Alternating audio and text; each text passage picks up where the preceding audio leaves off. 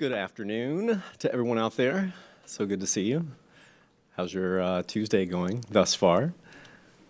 So excited to spend some time with everyone today at the table here. So welcome to Polk County School Board's work session. We will now call this work session for January 28th, 2025 to order. I would like to thank everyone that's here with us today, especially our staff, who I can see would be lined up in the back there. Indeed, good to see you. Glad you're here to address any questions we have along the way. Again, we're humbled to serve alongside you and the most highly educated workforce and dedicated workforce in the nation. So I'd like to start by reading our Who Are We statement, and this is how it goes. We, collectively as a board, are the Polk County Leadership and Governance Team. If we were to pick one phrase to define us, it would be student-centered. Because when we come together to work, we lean on our diverse backgrounds and our experiences to ensure that our decisions are focused on providing a high-quality education for all students. The four most important things to our governance team are: 1, operating with integrity; 2, respecting our students, staff, families, and each other; 3, establishing this culture where stakeholders, they feel valued, supported, and have opportunities for personal and professional growth; and then lastly, supporting this approach of continuous improvement to ensure student outcomes. And then collectively, we need to work on behalf of the children that we serve, and we're going to find these avenues of agreement so that we can govern the district in this effective manner. There is no acceptable alternative to that. So we will always collaborate in a respectful manner in order to enhance opportunities for each student and staff members. We will not disparage each other. Our students will thrive because when we remain committed to supporting the whole child. And then we hope to engage and empower our students and stakeholders to create this community of lifelong learners. And at this time, I would like to turn it over to Superintendent Hyde to lead us in our work session today. Good morning, Mr. Chair, members of the board, community and staff. Thank you for being here this morning or this afternoon with us during our workshop. The first item before us is the Baldwin Group. Mr. Shane Wingo will make his way to the presentation to the podium. Mr. Wingo is here as another kind of conversation to have as it relates to employee insurance and benefits. Wanted to make sure that the board continues to hear different strategies, different options as we continue to look and explore what's the best possible way for us to support our employees, but also do so in a fiscally responsible manner. And there are different strategies, different programs that are out there. The Baldwin Group was instrumental in assisting the Rosen Foundation with the program that they've launched in Orange County that now subsequently has been adopted in Osceola County, just to give you some background. So, Mr. Wingo? Absolutely. Thank you so much. Back and forth with the arrows, right? All right, we got it. Shane Wingo, I'm partner right here in Lakeland with the Baldwin Group. You might be more familiar with Lanier Upshaw, going back to 1941. That was our firm. Came on to work with Scott Franklin, who promptly left to join Congress for us. But we've grown. We've partnered with Baldwin strategically to bring in some tools and some solutions we just simply didn't have before. So I've got about 15 minutes today, so I'm not going to spend a lot of time about me or our firm. I want to jump into some thoughts that I have that can be beneficial as you move forward, maybe with another RFP or making some decisions. So we're going to talk about a few things today. First and foremost, I think it's important to talk about direct contract pricing, what direct contract pricing is. And as Superintendent Hyde mentioned, it's happening all over Orange and Osceola County. School boards are utilizing it, but large employers are as well. And it's where you circumvent the insurance carrier and negotiate a contract directly with a hospital or a number of hospitals. Rosen has been doing this. Mr. Rosen was a visionary 20 years ago. When everyone else was beginning to talk HMOs, he was talking direct contract pricing. So about 2 years ago, I started discussions and meeting with Pam Lively, who is head of corporate relations for Orlando Health.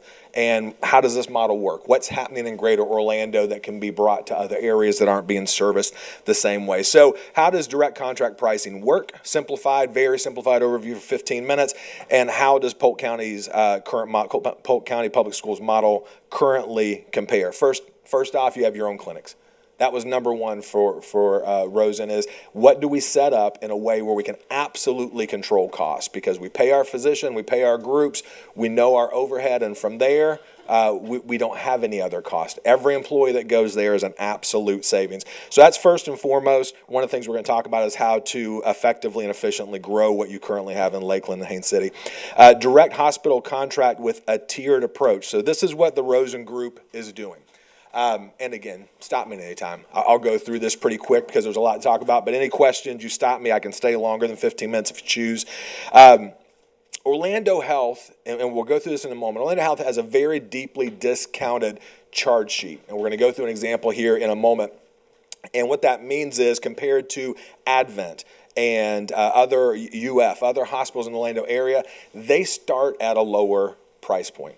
So when direct contracting is being negotiated and discussed, first things first, let's go to the group that already has the best pricing, and let's negotiate from there, right? So that's what they've done. Orlando Health is the tier 1 option. The reason they're the tier 1 option is copays are lower, the max out of pocket is lower, deductibles are lower. It's incentivizing proactively pushing employees towards the best cost factor in their area as an organization. How do we incentivize employees to go there, keep money in their pocket?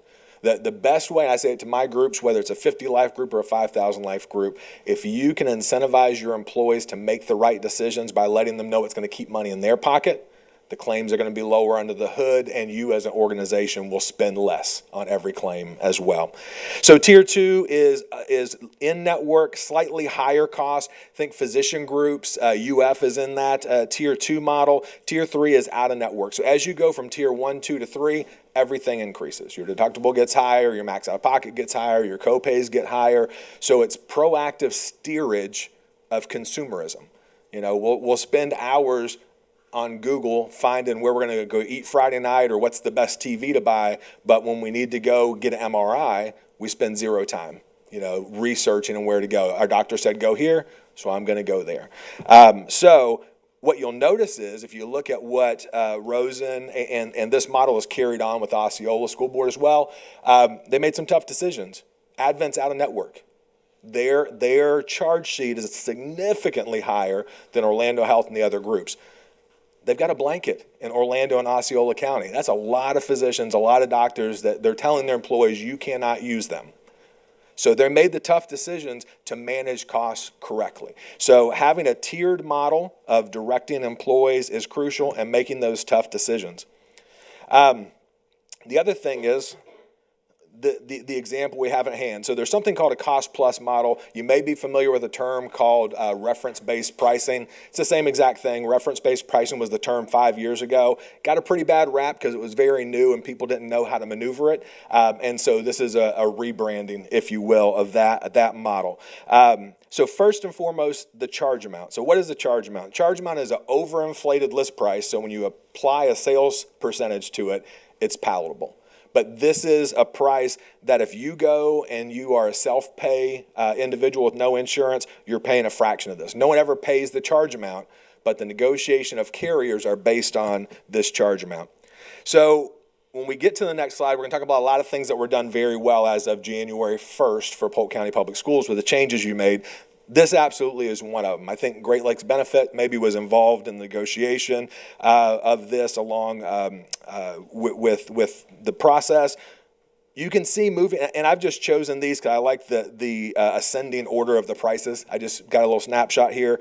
But Aetna absolutely is going to charge less for every surgery and procedure compared to Florida Blue. So right off the bat, the move away from Florida Blue and to Aetna was a positive move for 2025. And basically, the way you look at it, there's four bigs in the market now because Humana has exited. They're just doing personal lines and Medicare. So if you're looking at Cigna and Aetna, you're on the low end of negotiated contracts. If you're looking at United and Blue, you're on the high end of negotiated contracts for Florida. It changes geographically as you move through and go beyond. But if you look at Medicare, an absolute fraction. Going back here, the one thing to say here, that's staggering. The fact that the same procedure or surgery can be done and it's that much of a cost difference if you're on Aetna versus Blue, Cigna versus United Care, Healthcare is staggering. So that's why the insurance carriers need to be removed to truly take care or grab a hold of these costs. But we look at Medicare, an absolute fraction of what we're looking at with any negotiated contract. Self-pay is the same thing. I didn't want to have too many things on here, but if someone didn't have insurance, they would fall somewhere in between Aetna and Medicare.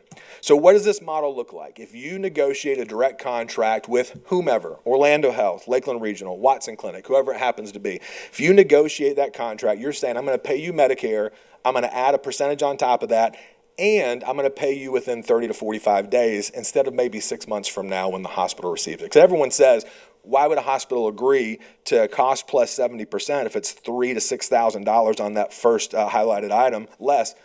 Because they need cash flow. Hospitals need cash flow because insurance carriers drag them out. I used to be on the other end of that with x-ray sales, and the hospitals would drag us out whenever we would put equipment in there. So cost plus 70 with a 45-day payment schedule is very attractive to hospitals. So there's different ways to accomplish this. It does not have to be a direct contract on the front end. It can be pre-negotiated with a third party, and that can be for every procedure and surgery that's happening. So there are partners we have that do that. Or you simply go and create it ahead of time so all of that middleman work isn't having to be done and there's not another piece in the wheel that's having to be paid for. So what do we see here? Aetna's contract is, as you can see, just a flat discount off the charge sheet. Blue and United can get different where every procedure or surgery or action has a different percentage discount. But by moving to a cost-plus model, and 70% is what has been landed on with a lot of larger groups, whether it be Rosen, Osceola School Board, whomever, usually somewhere between 65 and 80% of Medicare is what you would see on an individual spot-by-spot negotiation. But every surgery procedure, everything that's done is 26% under 26% less under a cost-plus model versus a carrier-negotiated contract. So this is the importance of, as you move forward, entertaining and bringing people in that can talk about either direct contract pricing or cost-plus negotiation proactively, not retroactively after the bills have hit, because then all of your employees are going to be drug in to that process. So that is a very quick overview. I'm going to start a timer. I'm not sure where we're at with time, but very quick overview. Before I move on to some other thoughts, are there any questions about this concept and why it's important to include and consider? Ms. Wyatt? Or is that a holdover from last meeting? That's my fault. I apologize. Ms. Miller? Thank you for presenting today. I just have a couple of questions because we're trying to compare apples to apples in this, and this is not the same as what we were presented. It's a different model. So can you tell me if Baldwin or your group has any financial or contractual agreements with providers, with insurance companies? No, I mean, other than the commission that's remunerated, I mean, that's just standard. You know, if we You want to explain the commission that's remunerated to Yeah. people? Okay. Sure. So if we place with Aetna or Florida Blue or whomever, there's a percentage of premium on a monthly basis that's paid back to the broker as a fee or a commission. So I'm really concerned with what Osceola is doing, the fact that for financial reasons they had to cut Advent out because Advent is one of the leading hospitals for some of the cancer research, and that's going to make people unable to make the choice for themselves, but let someone else make their choice. And I'm all about our employees being able to choose where they go for care. What is the relationship with your company and Rosencare? We simply have shared ideas. We don't, I mean, we can place Rosencare. Rosencare has turned into their own product at Okay. this point. They're no longer just for Rosen employees, and that's a national thing. Okay. So we can place that. We choose not to at this time because there is a high cost factor when they farm out what they have created and done, and it puts you right back in the ballpark of what you're dealing with a carrier. So it doesn't make sense for us to not build it on our own and to use what they're putting out as a product. So for someone who doesn't live in insurance world, are you similar to a car insurance broker that brokers policies to multiple groups, or are you specifically brokering for a single agency or I dual want agency? to, hang on, Mr. Mingo. I just want to clarify and make sure on the record, we're not here to evaluate you as a potential partner right now. Sure. The goal of bringing in multiple companies was to provide information to board members as to the various options that exist because of concerns that they've expressed to me that they haven't always received that information. Right. So I just want to make sure I state that, because some of the questions seem to be going down a path that we're evaluating this group potentially, and I want to make sure that it's clear that that's not the case. Yeah, no, there are people, employees do not understand this game at all. And I can tell you as a board member who worked in insurance sitting on this committee, the fact that we had Blue Cross and Blue Shield for as long as we did when you just explained how high their rates were is concerning. So we're going to have to go back and talk about like our processes. Right. So I want people to have a very good understanding of the different companies and so they understand what's being brought forward. So I appreciate you explaining that. Yeah. And I appreciate you explaining. Real quick, because you did ask about the Advent not being included. That's Yeah. a choice. Right. It was made by one employer. The Right. The choice that would move forward with Polk County Public Schools is whatever decision you make.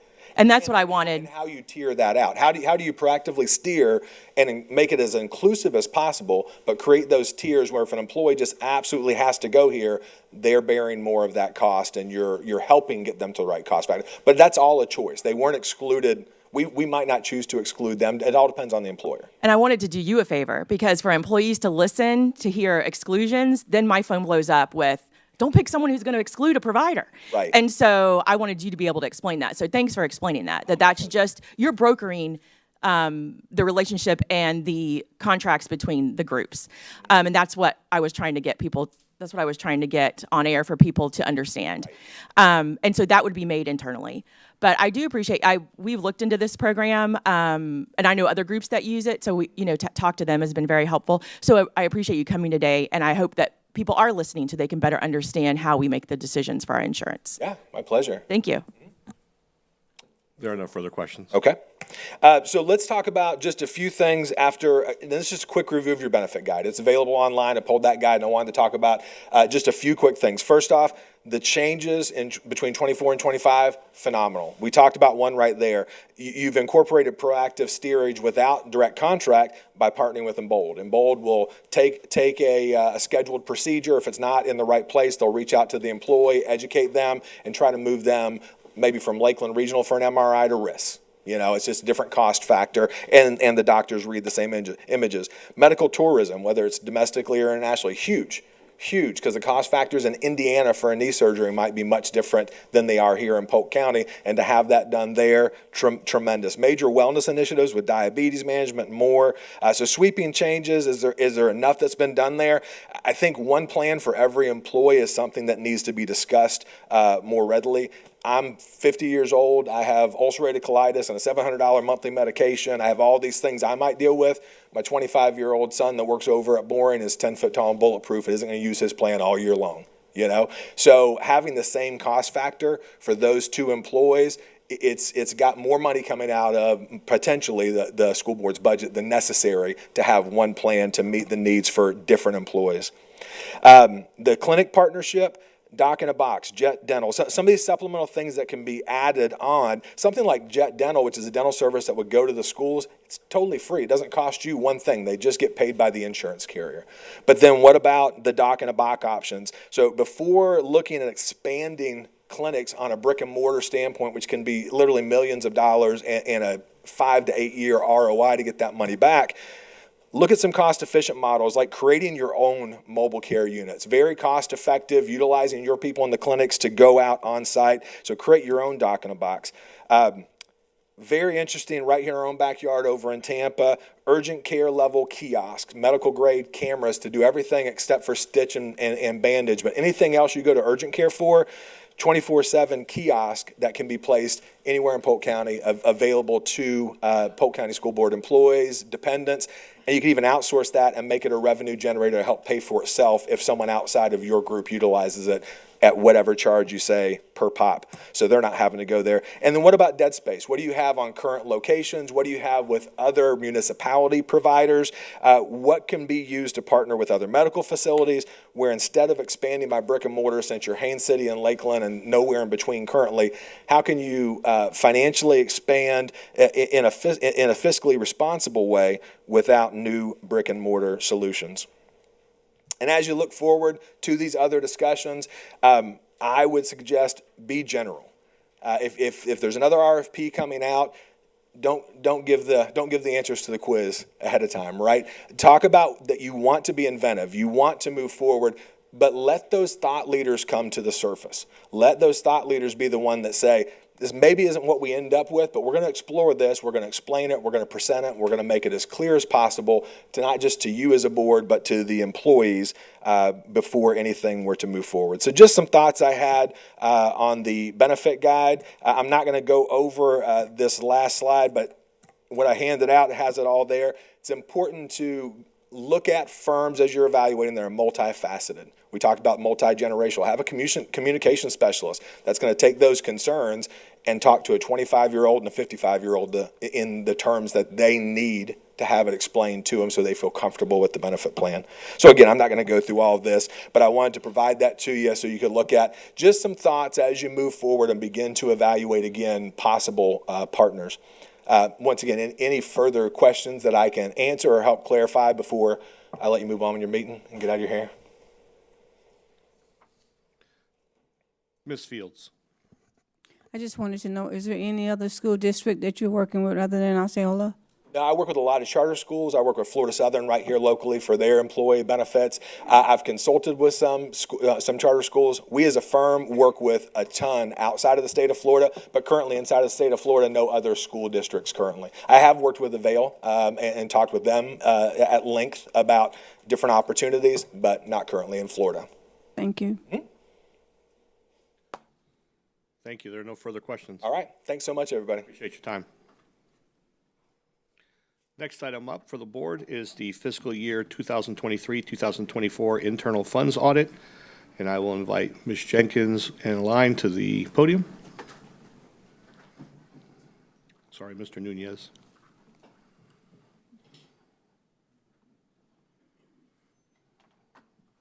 Good afternoon, board members. Our external firm that audits our internal funds is Carr, Riggs & Ingram. And here is today is Ms. Jennifer Christensen, who's going to present her audit. Thank you. Good afternoon, everyone. As Line mentioned, my name is Jennifer Christensen. I'm a partner with Carr, Riggs & Ingram, and we audit the internal accounts. And so what the internal funds are, I always like to define them for everyone.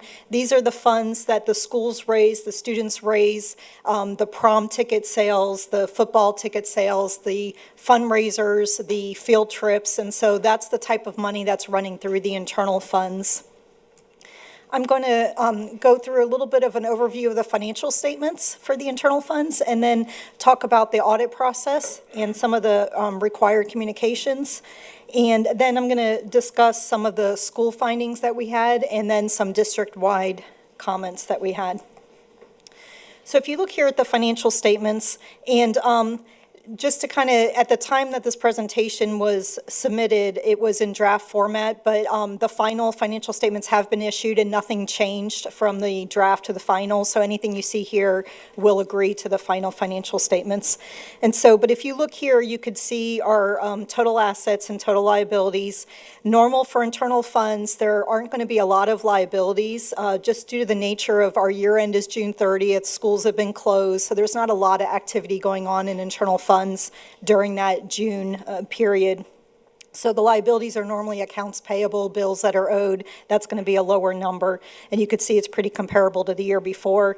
And then you could see our total additions, which is similar to revenues for the year, and deductions would be similar to expenses. We're at about 13.9 million of revenues and 13 million of expenses. And so it is comparable to the year before. And in fact, we are at the level right at that pre-COVID level. In 2019, we were right about the same amount, the $13 to $14 million of revenue. So we've kind of had a sharp decrease in activity in 2020, and then it slowly has gotten back to that stage. So one thing I do like to mention with internal funds, the purpose of internal funds is to raise and spend the money in the same year. The idea is that the students that raise the money should be turned around and spent on that same group of students. And so you can see here, we did have a little bit of excess, but you could see each year there's roughly, the same amount is going to go out that came in for the year.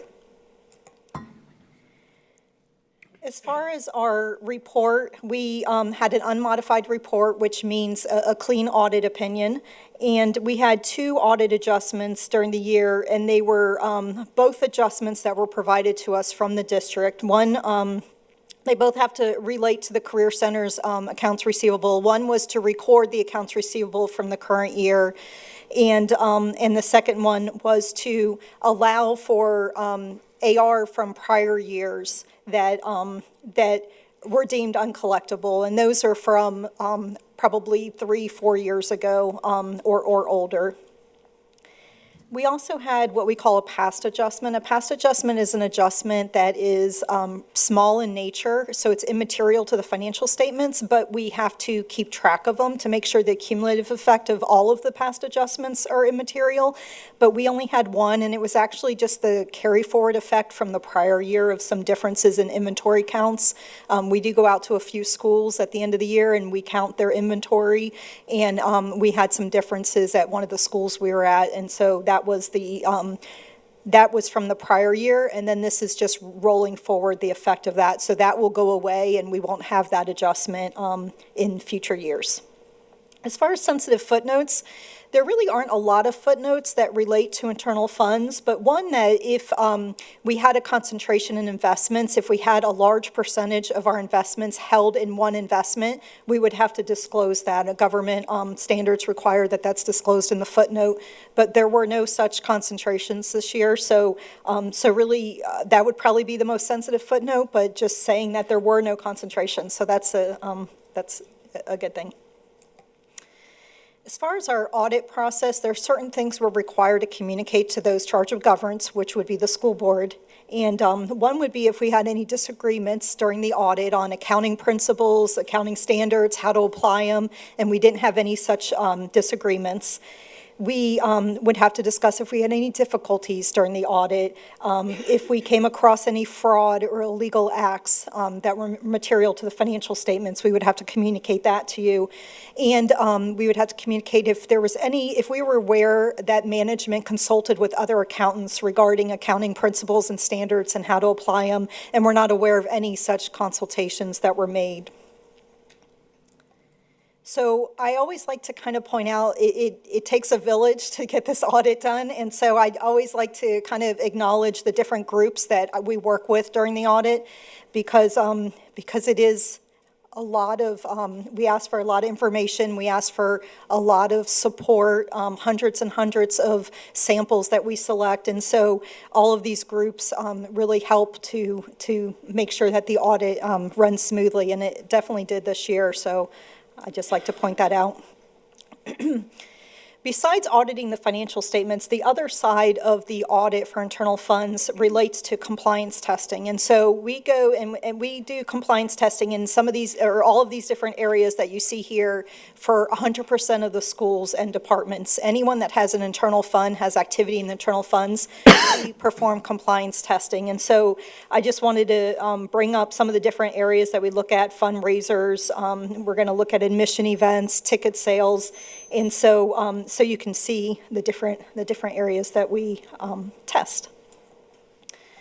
So here, anytime we do this compliance testing, if we find one item that doesn't adhere with either the school board policy, the school district's handbook, the state of Florida has a red book that has rules for internal funds, and anytime we come across something that doesn't adhere to one of those rules, we give what we call a school finding, a school level finding. And so this graph here is showing the average findings we had per school this year. So you can see, as I mentioned before, activity back in 2020, 2021 went down drastically, and so the average findings per school would also go down, and then it slowly has been creeping up the last couple years, which is expected. This year, the average was 1.44 findings per school.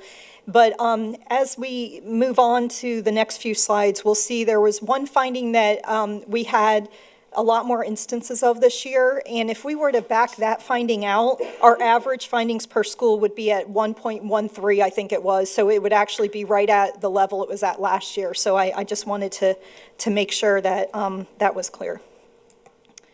So here, we're looking at the findings per school. So you could see we had about 72% of schools had either 0 findings or 1 finding, and that's pretty comparative to the year before. It was about 74%.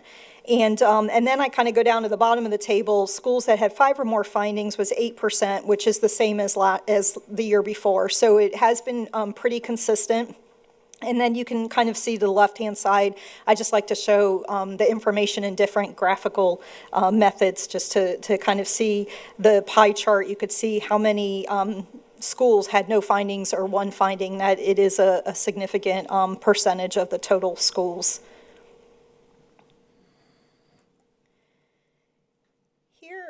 I just like to list the most common findings that we had. And so I mentioned before, we had 1 finding that increased significantly, and that's going to be the first one, the deficit account balances. So what that means is that in one school, they could have an account, the 5th grade account, that had a negative balance at the end of the year.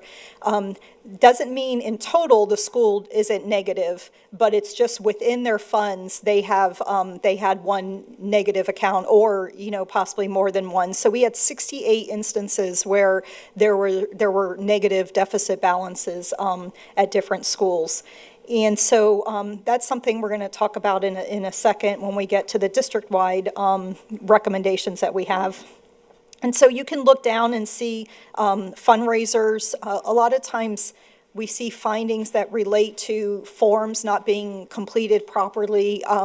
There is a lot of turnover in the financial secretary position. And when it comes to something like fundraiser forms, not only is it the financial secretary that needs to be aware of the rules, but they have to make sure it's the teachers that are having the fundraisers and the club sponsors and the coaches, that they're also completing the forms correctly and turning them in. So it's common that we see this finding throughout our school districts, because it is going to be a little more of a challenge because there are so many people involved in order to have that.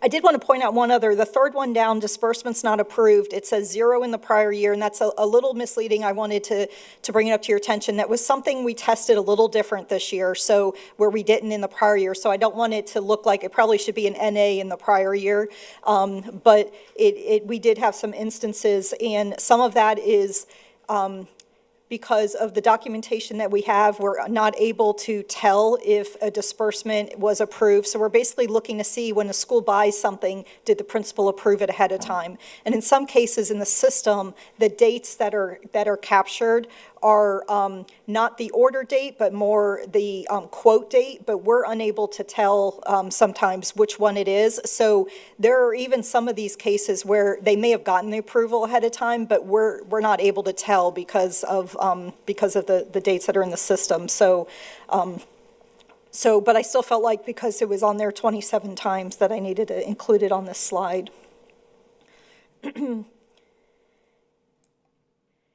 This is just, again, a graphical representation to look at. I'm not going to go through each of these, but it's more for you to look at. The orange bars would be this year, and the deficit account balances kind of went off because there were 68 of them, but so it's not, that one's not to scale, or else if I made it to scale, everything else would have been very small for you to look at. But the rest, it's just for you to kind of look down and see. We did have a couple of findings where there were more this year, but you can also see the findings where it went down this year compared to last year. So I always like to show this so that you can easily see that even though there's some findings we had increases, there's also findings where we had decreases. And I feel like that's important to bring up to you. So now, kind of moving to the district-wide recommendations, we did not have any material weaknesses in internal control, so nothing to report there. We did have what we called a deficiency, and that's the deficit balances. Because there were 68 of them this year and the large increase, we did give a comment to the district that we feel like there should be some kind of process in place to make sure the schools are monitoring these accounts. And in fact,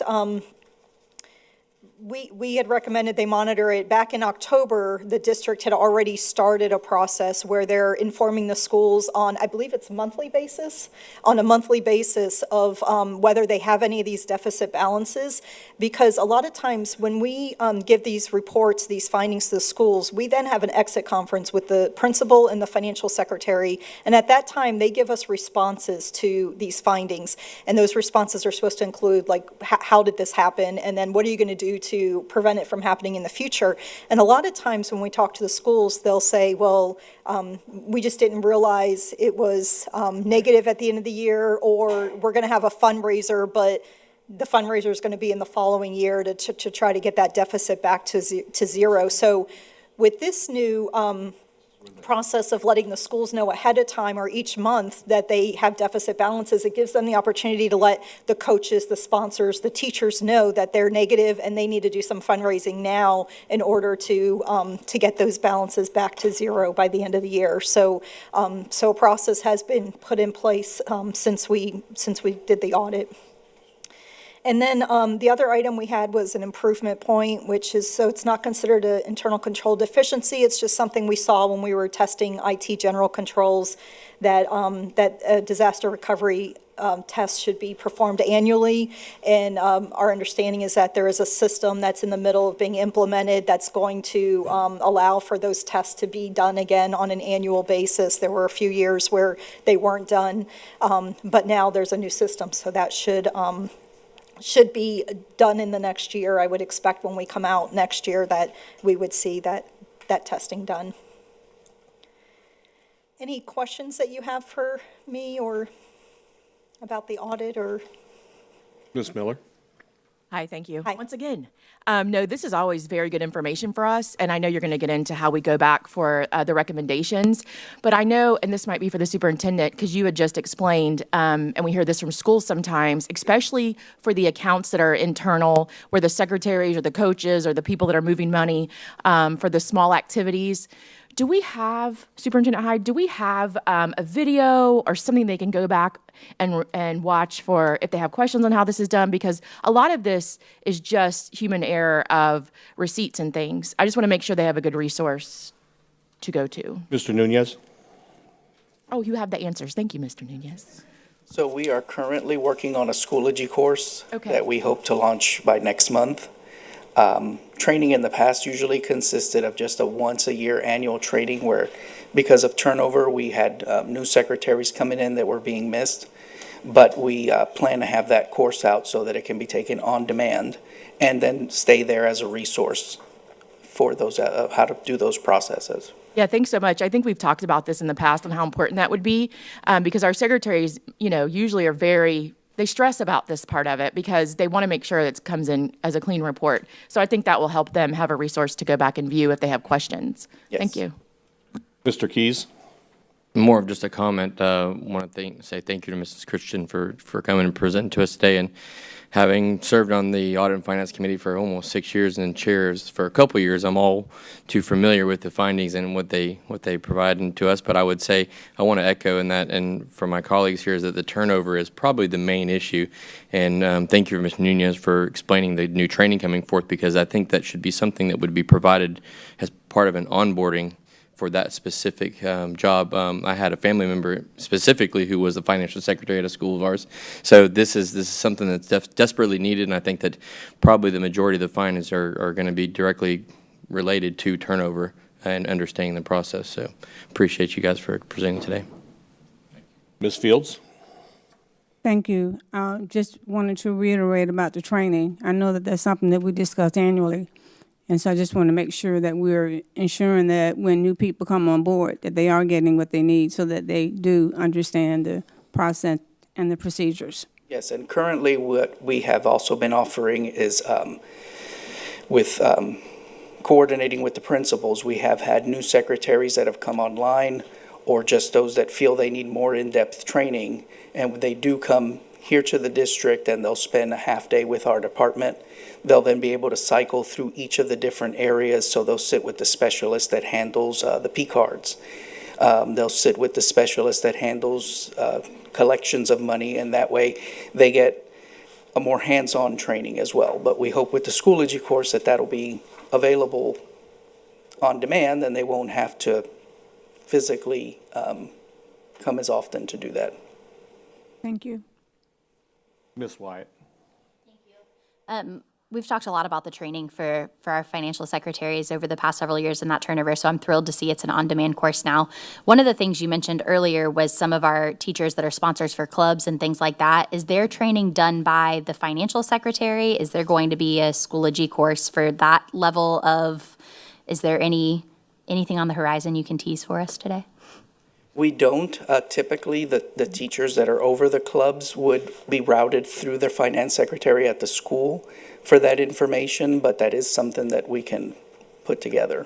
Awesome. Yeah, as one board member, I think it would be very helpful just to have a streamlined course for that, because I think we all, as we get into our jobs, start doing things our way, which is similar to what the Schoology course, I'm sure, says, but just to make sure that we have it easy, and that could be something to take off of some of those financial secretaries as well. So just something to think about for the future, as I know there's a lot of turnover in those club leaders as well. Yes. Thank you. No further questions or comments. Thank you. Board members, the next item is an information update for the board and arguably for our community. Even though we've already messaged this through social media, on our website, and through direct correspondence with all of our existing volunteers. I have also been in the process these last few days of hosting Teams meetings for our principals, assistant principals, and others, including our charter schools, to provide an update. I should begin by thanking, quite frankly, I should begin by thanking Representative Kennedy. Representative Kennedy reached out to me based off some of what we had discussed here at the school board about all of our volunteers requiring a level 2 based off our interpretation of the statute, which I continue to feel is accurate. Representative Kennedy behind the scenes worked very quickly with the department and, more importantly, with the legislative staff to see where they erred in the bill development. And so there was some acknowledgement that, while well-intended, it fell short and created some issues for many of us. So we got some updates from legislative staff. I want to say thank you to them as well, who worked to assist us with revising our policies and procedures. Board members, you received an update from me. I'll just briefly summarize them here as to what we will do moving forward with volunteers. There are actually 3 classifications for individuals coming onto our campus. First is a visitor. A visitor just simply goes through the Raptor system, scan their driver's license. Once you've been in the system at a school, you're in there for the entirety of the year until the data rolls over to next year. Or you may have to scan again in a subsequent year just to make sure that we're getting accurate information as to who you are and if you have any criminal background history.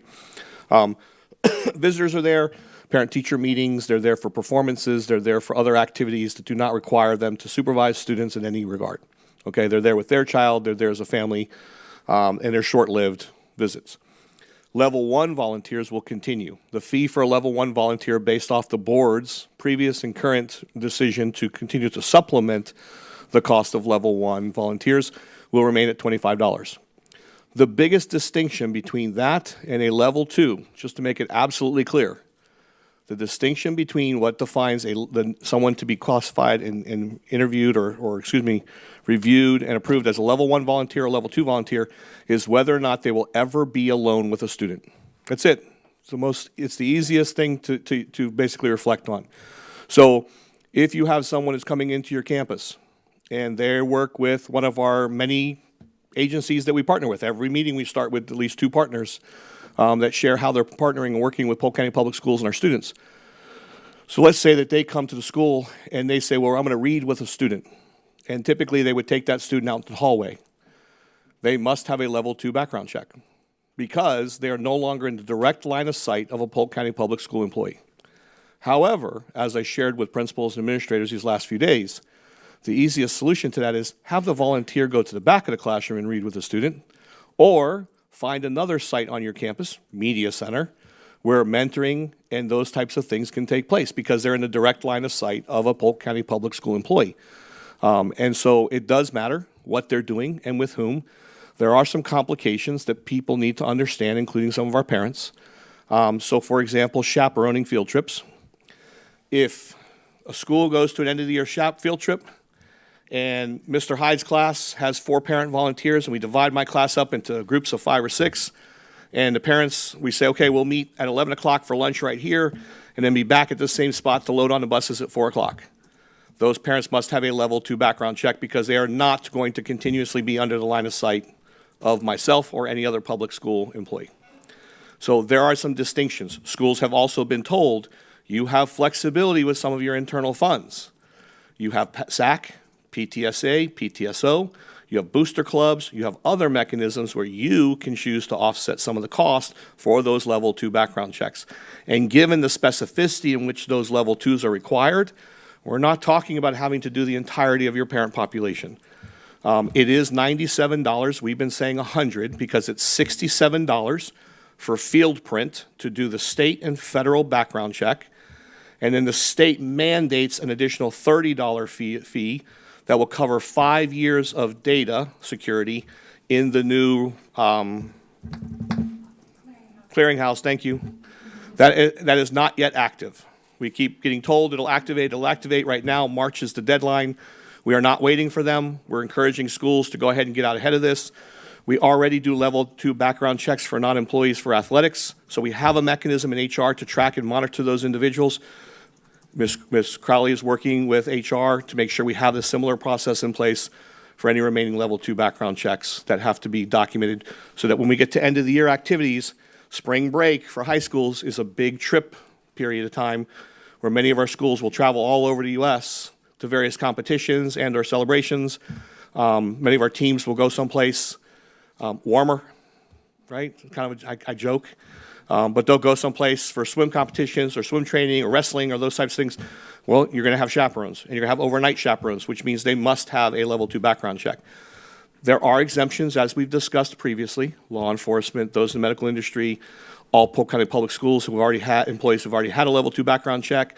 So if you're a parent and you work for Polk County Public Schools, you do not have to pay to get a level 2 background check, but they'll have to inform us so that we can make sure the system reflects that they are already approved. So there's some procedural steps that we're still ironing out, but I wanted to go ahead and give the board some assurances and reassurances that this issue has largely been addressed. What I will bring to you at the first meeting in February, I'm working with federal programs. I intentionally delayed this conversation today given some of the things that took place last night. With the decision to freeze some federal funds, we do not know at this time if that freeze order has any impact on federal funds that support public schools. We're waiting for clarification. Actually, I was drafting a memo to the board a few moments ago to make sure I gave you the most recent updated information. So we can use some of those title dollars to offset the costs for level 2 background checks. However, at this time, I'm not willing to bring that or ask you to commit those funds until we realize what potential implications a freeze on federal dollars may have on our overall budget and our work moving forward. So I'll open up to any questions that you may have at this time. Mr. Sharpless. I just want to make sure that I heard you clearly. So the level 2 background checks, right? Obviously, with that, but they're no longer. It's because they're not direct supervision, right? We are not waiting until March 1st to get those level 2s done. We have a mechanism in the district. So that's the one thing I'm hearing from some community groups is we want to go ahead and get these level 2s done. So who would they contact to get that started? Jeanette Crowley. Okay. She is our volunteer coordinator. It's one of many titles that she carries. And she came and we spoke the other day because I had announced on one of the teams meetings that they should go ahead and start the process. And she said, well, we don't have the clearinghouse. I could care less about the clearinghouse at this point, quite frankly. I need to get people level 2 background checked because you all aren't going to care about the clearinghouse either if we get to the end of the year and you're hearing from parents and community members saying these trips are all being canceled because now we don't have enough chaperones. And that's ridiculous. And we already have a mechanism internally where Dan Talbot's group has been working with non-employed coaches to get that background check so they can work with our students. So we already have a system. It's just we have to tweak it to make sure it's flagging it the right way for Jeanette's ability to track and monitor. The beauty of the clearinghouse, and I'm not diminishing it, I just wish it was already open like they promised. The beauty of the clearinghouse is it'll maintain that data for 5 years. And once you're in it, if you move from Polk County to Hillsborough County or any place else, that level 2 background check travels with you. so you won't have to do it again. So there is some justification there, and it will allow us to go ahead and clear many individuals who are in law enforcement, EMTs, fire rescue, because they receive the similar background check in many instances. Thank you, sir. You're very welcome, sir. Dr. Allen. Thank you, Superintendent. I think most of my questions were answered, definitely around the shopping. We are approving some field trips tonight, and, I've got parent concerns that, maybe they've already paid for their trip, and they're concerned that, would they get reimbursed if they can't get their, level 2 done in a timely fashion and so forth. So I don't know, what that looks like as far as in the pipeline of getting the level 2 as far as from a timeliness standpoint. For lack of a better phrase, I'd say get her done. I really don't have a timeline for what it's going to take because, and we spoke about this when we first brought concerns about getting everybody level 2 background checked to begin with. Imagine that many volunteers hitting the system simultaneously. And I don't know what potential ramifications that may have, which is why we're encouraging people to start the process now.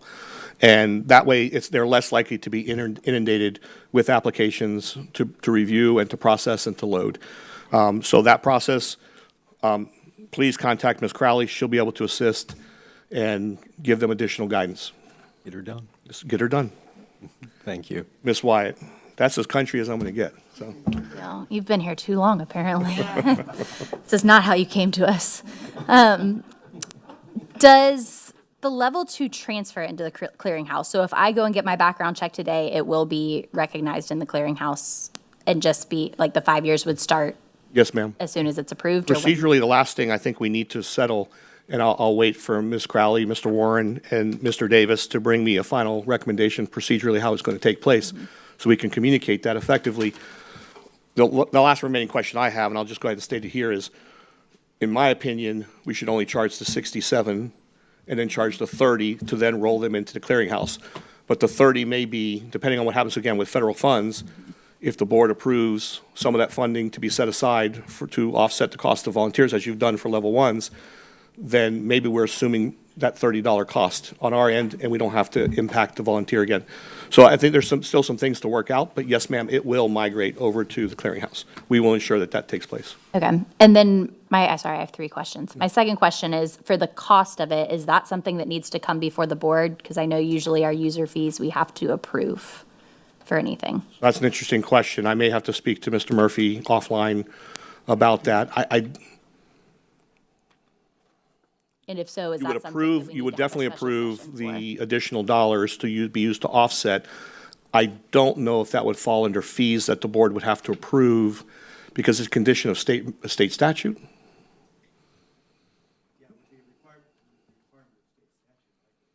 Okay. There's just several things that are a requirement of state statute that we still have to approve, even though it doesn't really. I'll get back to the board.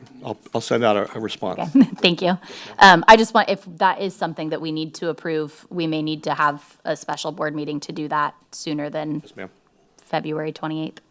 Then my third question is so one of the questions I got early this morning was if, like concession stands, for example, if there is a parent that is volunteering that is also an employee for us. So I have a high schooler that's in bands. I'm a volunteer for the band, but I work at the elementary school. Would they count as an employee in line of sight? So does, like, if they are the level 2 background check because they're our employee, you don't have to answer this today, you can do some research. If they are our employee that has a level 2 background check, does everybody else there have to be level 2 background checked? I'm going to give you an answer and then hope that I'm wrong. I'll do some research. My initial instinct is to say no, Okay. because they're not serving their official capacity as an employee. And here's why. I would never want to subject an employee who's doing something on behalf of their child in another organization to be subject to potential liability in any manner. So that's a little complicated answer, but let me do a little bit of research, and I'll speak with Mr. Murphy and others to make sure that we give you the right response. I just think because we have so many parents that have students in the school system, that's probably something we need to have clearly outlined as to. The question would be, within the concession stand, is the club sponsor there, which then would cover everyone else. But the benefit for that employee is they would not have to have the level 2 because they've already been through that. Thank you. Yes, ma'am. No further questions on that. Thank you. The next one, board members, at the last board meeting, or workshop, excuse me, I provided you information about the Poinciana area high school options. At that time, I made an initial recommendation. The board will revisit that this evening.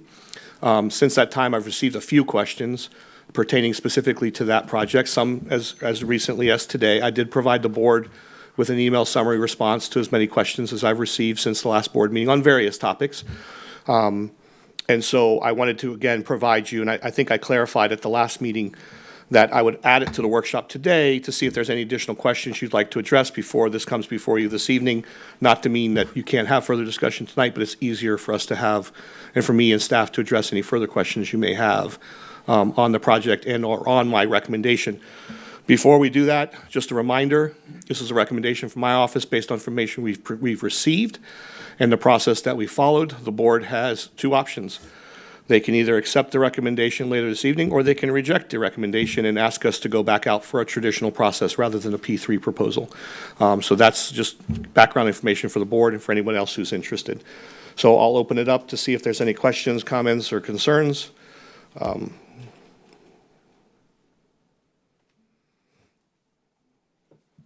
Dr. Allen?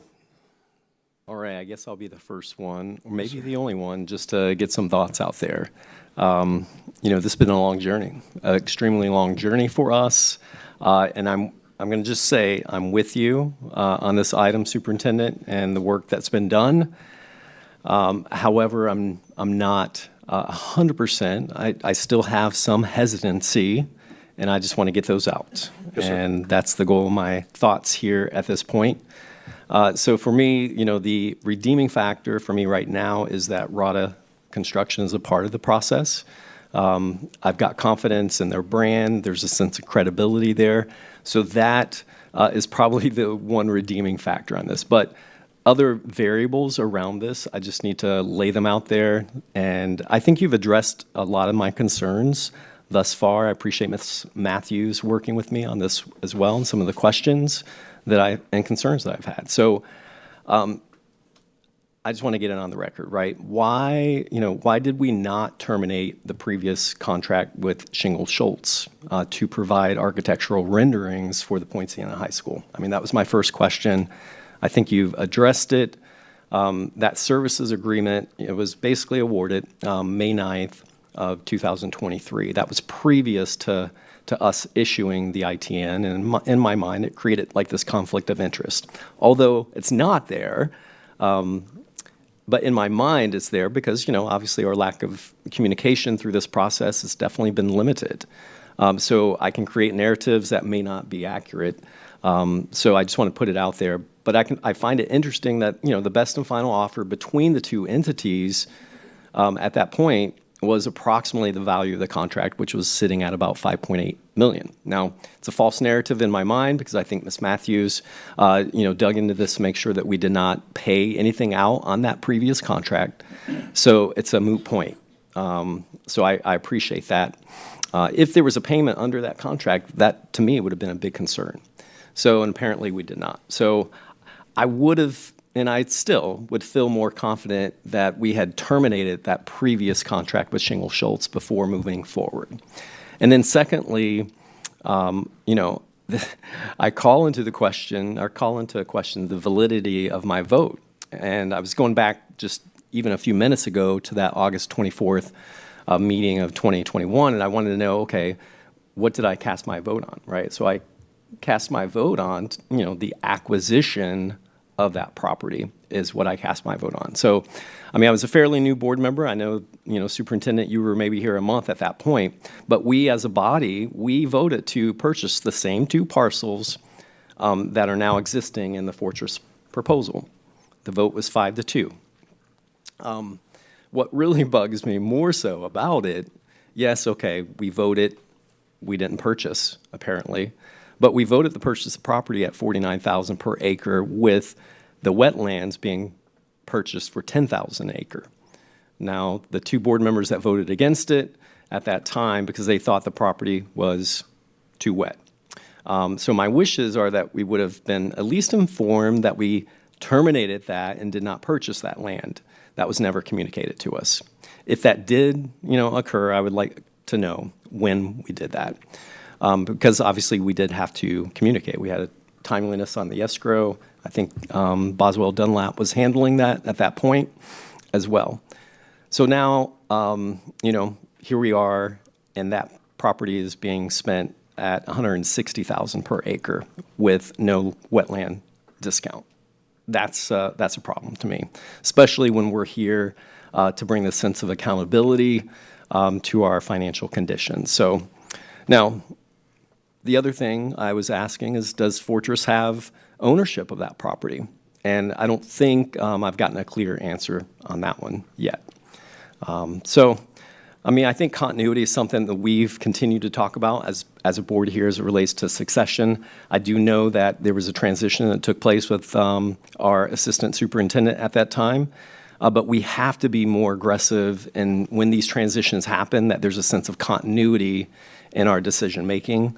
And then lastly, I do think that the 17-month solicitation process, it is unusual. Do I still have questions about the terms for this project? Yes. So, hesitantly, I may be supporting this tonight. I'm still pondering, but I just definitely wanted to get out there.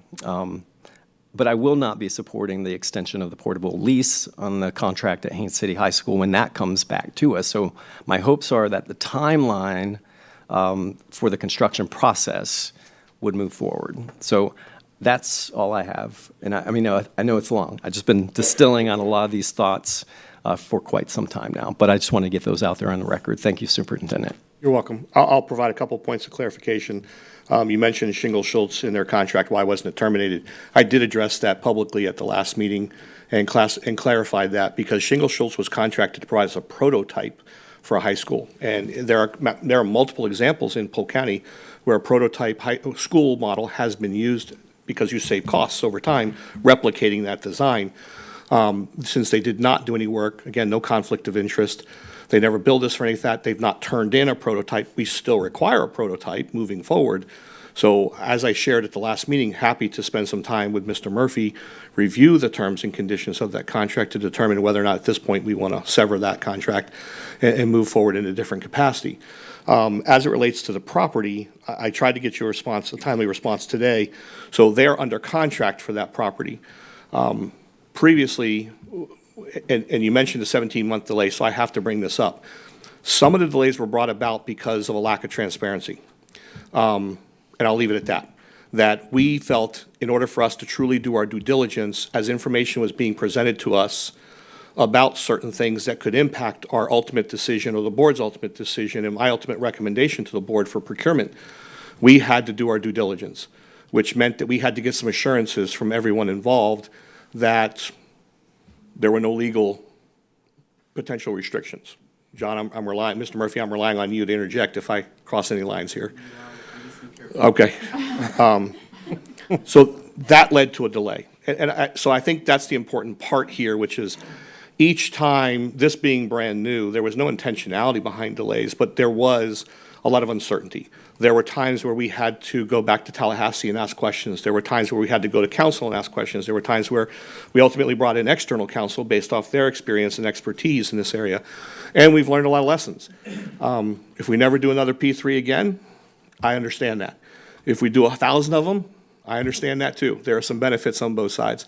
But they do have a contract. I do not believe they have purchased the land, because I believe that ultimately they're going to wait to see what the board decides to do before they do that. I don't know that for certain. They very well could have possession of that property in its entirety. I don't know. I'm speculating. But all I could find out this morning was that, yes, they were indeed under contract for that property. And I will continue to do the research as to why we did not execute the board's decision to purchase that property. My recollection at the time was the amount of wetland, and if I recall correctly, I believe I even said out loud at the meeting that while the property in and of itself wasn't ideal because of some of the marshland that we were paying for, you're paying for acreage you can't use. I believe I'm on the record then as saying, but this creates an opportunity for us to partner with a university to create an environmental studies program or academy on that campus, partnering with UF or partnering with another one that specializes in those areas. So there are some opportunities there at the time. So again, I wish I could give you a straight answer, but a combination of factors, staff turnover, those things. I've gone back myself, when you brought this to my attention, tried to watch the board meetings, looked at meeting minutes. I'm searching through emails. I'm probably gonna have to submit an email request myself to see if any other correspondence took place during Mr. Fix's predecessor's transition as to why we didn't execute that contract at the time. So I apologize, I don't have that information for you now, but you are correct. I think I was on the job probably 4 weeks, maybe 5. I'll give you 5. Thank you, Superintendent. Yes, sir. Ms. Miller. Thank you. And we've had a lot of conversation about this piece. And I think this goes back to the processes that we follow or how they've changed when we have staff that change. So, you know, I really urge the board to find a date where we can have a retreat and discuss our expectations of what the process should look like. So if we have questions, we can decide to work with the superintendent so he knows ahead of time what we expect as a board. We are in desperate need of a high school. We were in desperate need of a high school in 2021, and that's only gotten worse. But I do think we need to talk about what that process looks like across the board, and we might all have different expectations, or it might be the same. I was interested in the piece of not owning the property only because in real estate that could change quickly. What would happen if we go under contract and something, something happens with the ownership? So we've talked about that. We've talked about the wetlands, and I can tell you, and I told this to him, which he didn't know because he hasn't been here long enough, but we had wetlands at Auburndale High School that were used as a learning space. It was abandoned years ago. So if we plan to do that, I want to make sure there's a long-term plan for that because I thought it was very valuable. The Auburndale community thought it was very valuable. So that's something that needs to be talked about while this high school moves forward. But right now, I'm talking to schools in that area and the people that want to come into that area. I need my high school up and functioning soon. So again, I hope we can find a date as a board so we can talk about the process of how some of these things work and let our expectations be known on how it should roll out. But I will be supporting this evening. Thank you. You're very welcome. Mr. Murphy, it may be, I may need to clarify too, that the recommendation, some of the concerns, like including the property and some other factors, what the board would approve tonight with a vote is essentially authorizing us to move forward with negotiations and the rest of our due diligence. So if we find at any time that that property is not conducive to the design of what we require, then that changes some things as well. So, and Mr. Murphy, if I'm not saying it correctly, please. No, you are. Need to push a button? Okay, thank you, Board Chair. I was going to say, in conjunction with what you've just mentioned, that the action tonight is simply to allow us to move forward with then contracting with this entity. And it could be either an interim agreement or a comprehensive agreement, but we need to then negotiate all the aspects of whatever contractual relationship we ultimately get into. So that's going to take more time. You know, it's not going to happen immediately. Part of that evaluation will be looking at the normal due diligence things that we look at when we acquire real estate, looking at, the kind of statutory requirements that we have when we acquire land, looking at the construction timelines, what method of delivery is this going to be constructed? Is it a CMAR? Is it there are a number of different things that will have to go into play to negotiate to bring something back to the board. That's my understanding. I don't know if the attorney representing Fortress is in the audience or not today, but I would expect that would be Fortress's expectation as well. Okay. Mr. Sharpless. So throughout this whole process, I mentioned two of my big concerns were price and location, right? I'm saying that numerous times. And I mean, looking at the hydrological study on this and going through all my notes, that my concern for the piece of property is that it's wet. And as someone who's driven, I've been out to the FFA Training Center many times down Fire Tower Road. That's a concern of mine. As long as we can ecologically make it work, that would be the biggest hurdle for me. And so I don't know if we can have a discussion on that right now, or if the Fortress is able to talk about that. Fix, do you have would you be able to respond to that? As far as the property, are we able to build on that property without concern for the wetland, marshland portion of it? Yeah, I certainly did.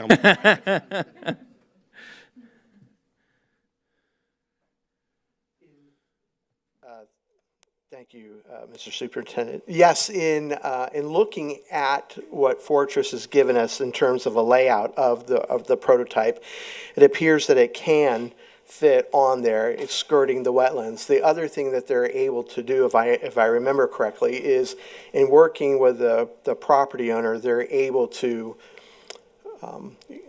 work in. There's a larger track altogether, and they're able to work with the property owner to shift and everything around so that the school is fitting on more of the upland areas versus the wetland areas. So they're able to work around that from what we've seen in the preliminary design so far. Now, of course, as they give us more detailed design, we'll be able to look a little bit further. And I was just asking Mr. Pitts, and he was talking about how we'll have some time to be able to work with them and work out those issues. And so will we need to mitigate at all? Well, let's see, in the P3. Assuming that this is the land that actually is used. Right. So this is kind of different for us because my answer, if we were going through our typical process that we go through, I would say, oh, we'll have to go through that. But remember, this is kind of in the P3, we're buying this whole enchilada. So the group that we're working with is supposed to work all that out as part of this process, as part of our buying it. They're supposed to guarantee us all that. So it's not on us, it's on them. Really, it is on them. That is correct. And that's one of the beauties of the P3 is it is putting a lot on them and taking a lot off of us. But there'll need to be a contract that reflects that shift of, there will need to be an agreement in place between the school board of Polk County, Florida, and the entity that is going to be responsible to deliver this public asset. So that's going to have to be a comprehensive agreement, whatever you want to call it. I would understand that, isn't that the expectation of staff as well? That there will be some form of comprehensive agreement that ultimately is the conclusion of this P3 process that delineates the rights, duties, responsibilities, and obligations of the parties as it relates to this project. Yes, but what my point was, instead of us having a construction management firm over here, instead of us having an architectural firm over here, instead of us having a civil engineer we're dealing with here, we're going through a P3 process, and so we have to work out this comprehensive agreement that you're talking about, where all of those details are all encapsulated in there, and that's where, in doing that, any of the, for lack of better words, negotiation that you're doing is all got to be encapsulated in that agreement. Correct. And so that's a very new thing for us. We've not ever done one of those that I'm aware of. That's my question, was about the wetlands area and how we were going to be able to build on that, or if Fortress was going to be able to build on that, so. Mr. Keys.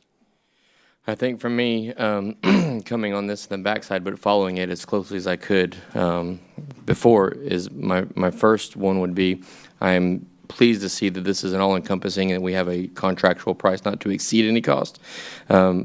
Myself being in that industry, I know that cost overruns happen, so I'm happy about that. The second thing I'm concerned about, though, is we had mentioned, and I'm pretty sure I understand on the architecture side of it, the design, the need for a design for something that we can replicate. I'm concerned that if that design for this one is going to carry over into other schools, so are we paying for a contract price that's included in that, and then now we can't use that again, and now we have to go back out again and pay another consulting fee to get a reusable design? No, you currently have an architect under contract to design a prototypical high school for us. Could we reach some agreement that you like this design and that becomes your prototype? I'm sure, but then that would require an amendment because there's work that's already been done. I mean, I would encourage us not to go that route. My only concern was paying for it twice. That's correct. So if we have a prototype that we are looking to get, but that prototype ends up being what we're building, then in my mind, we shouldn't pay for that prototype twice, Agreed. Typically, and that's just what I'm making sure of, because I understand that we didn't go through with that prototype design, but now that design cost is included in this project, so I want to be able to utilize that if possible. Well, if I recall correctly, even outside of a prototypical, like entering a contract like we have to design a specific prototype, if I recall correctly, Mr. Fix, I don't know if Peggy's not here, but school districts can always purchase plans as well. So rather than moving forward with a whole new design scheme, again, if the board were to say, we like this design, we'd like to see it replicated, make it easier, we would ask for a purchase price for those plans and move forward that way. That's one option. There are lots of options available. I will assure you, we're not paying twice Okay. for the same work. Ms. Fields. So this is a whole new process for us. Oh, yes, ma'am. And because of that, I think that it has really become a little bit challenging, making sure that we are all on the same page and understanding the process and making sure that everything has been vetted. My understanding, and Superintendent Hyde, you can correct me if I'm wrong, one of the reasons why you slowed down the process was to make sure that every I was dotted and every T was crossed, if my memory serves me correctly. I agree with Dr. Allen. I think the comforting grace for me is that I know Rada Construction, and I know that they do good work, and I know that they're honest people. I've looked at all of the information. I looked at the evaluation of the committee, and it, to me, is pretty clear. The best bang for the buck with the quality work is what is being recommended by Superintendent Hyde and his team. So I think it's been a very long and tedious process, and I really think that we need to move forward and make a decision tonight and then do what we think is going to be best for our students and for our families. And I will be supporting the recommendation from Superintendent Hyde and his team. Mr. Nolte. I concur with everybody up here, that what's been said. Council, you said we needed a comprehensive agreement. So by voting yes tonight and we keep the ball rolling, is that the second step to come up with a comprehensive agreement, or do we need to do that first? No, you would approve the superintendent's recommendation, Right. which is what's being presented tonight. Right. And then that would, the superintendent and our team would work to get an agreement together, a comprehensive agreement that would then be presented back to the board for approval. Okay, and then if we find there's a bump in the road, then we, It's conceivable. okay. Okay, thank you. You're welcome, sir. Seeing no further questions, we'll move on to the next topic.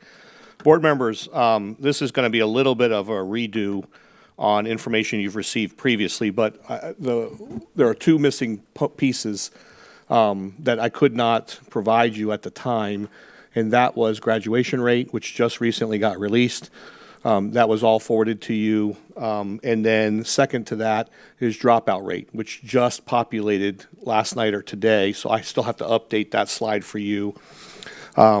But the academic summary, these were the goals that we established 3 years ago. We have one more year because part of the problem when we first established our strategic plan, as you recall, was delays in state testing because we were exiting COVID, and then there were changes to the statewide assessment, and the board, much to your credit, quite frankly, requested that let's wait till we have baseline data, and then we set our goals. We met after the baseline year.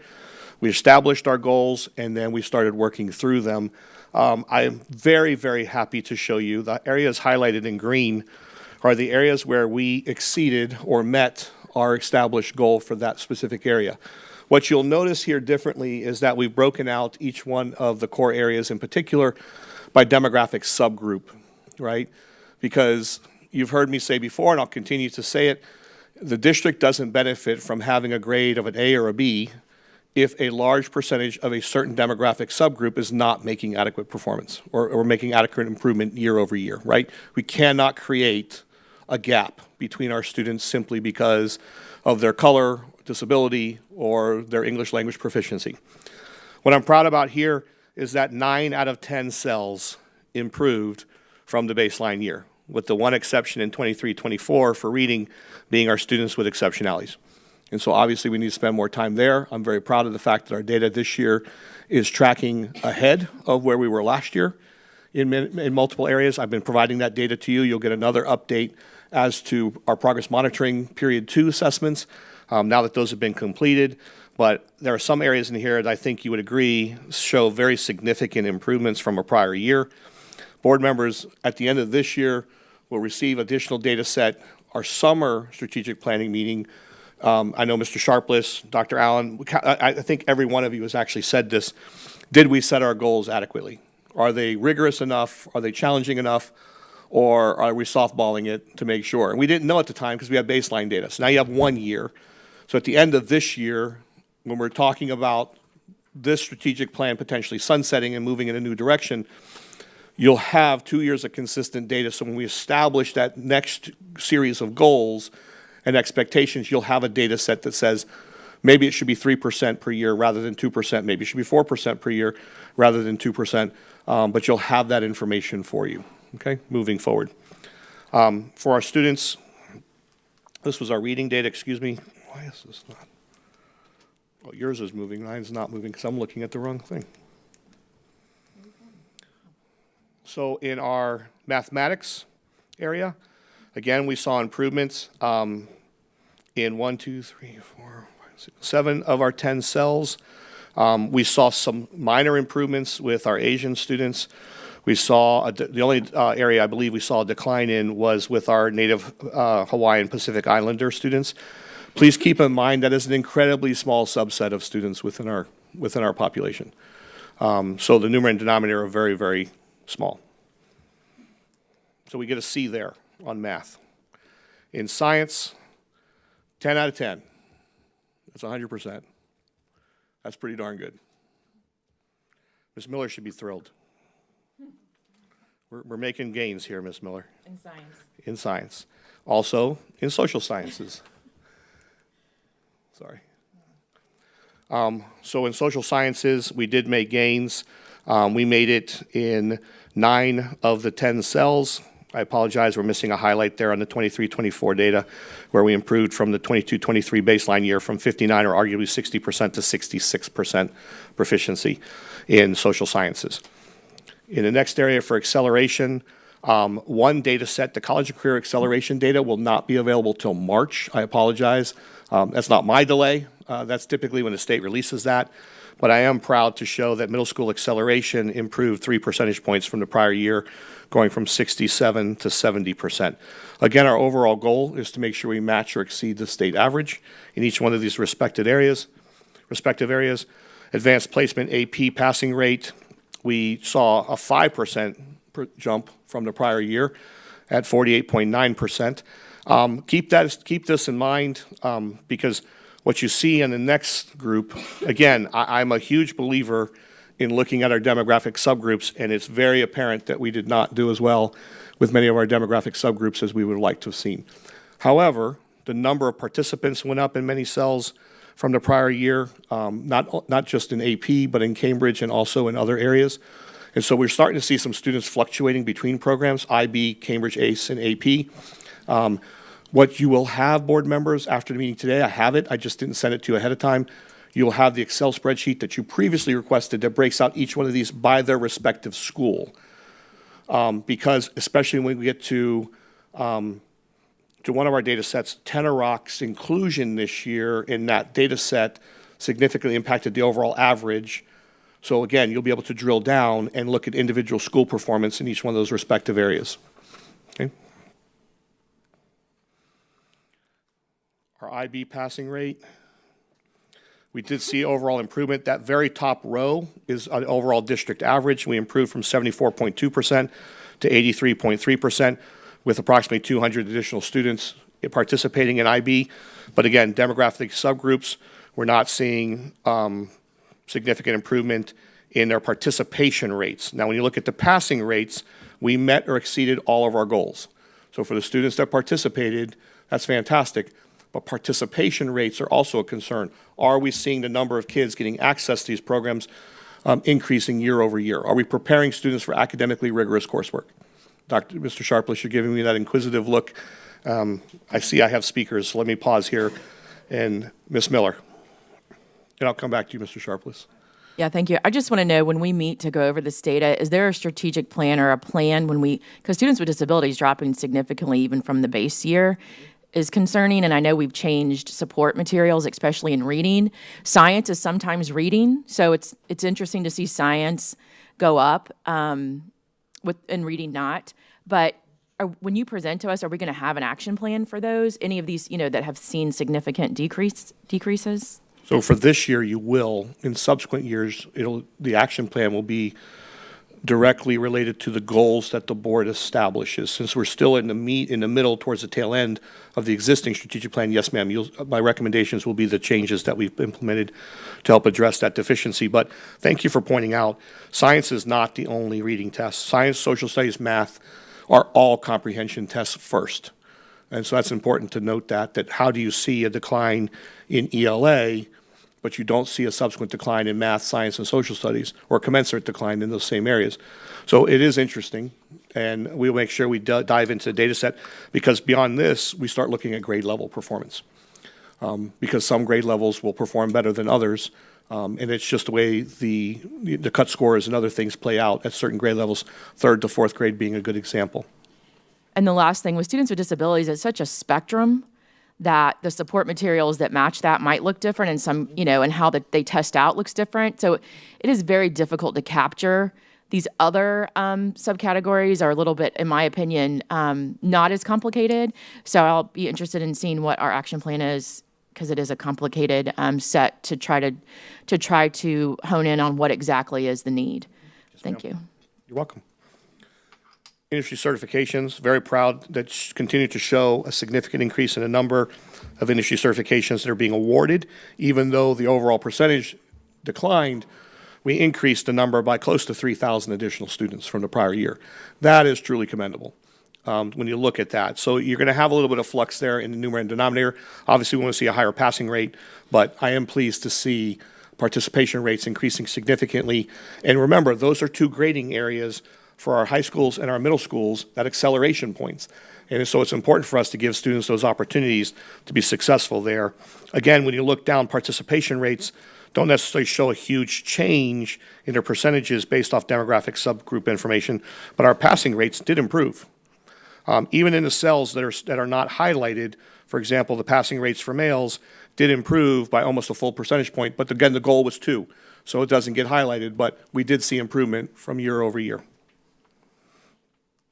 Dual enrollment, we saw a jump from 74.2% with just over almost 1,100 students to 83.5% at almost, 1,265. I won't round that up to 13. That's cheating.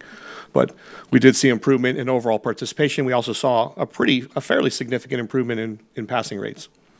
So that's what I mean. I think we're seeing students fluctuate between programs. I know many of you who have Cambridge schools will see that, and hence the reason several of you have asked me for the Cambridge data to be drilled down based off of your individual schools.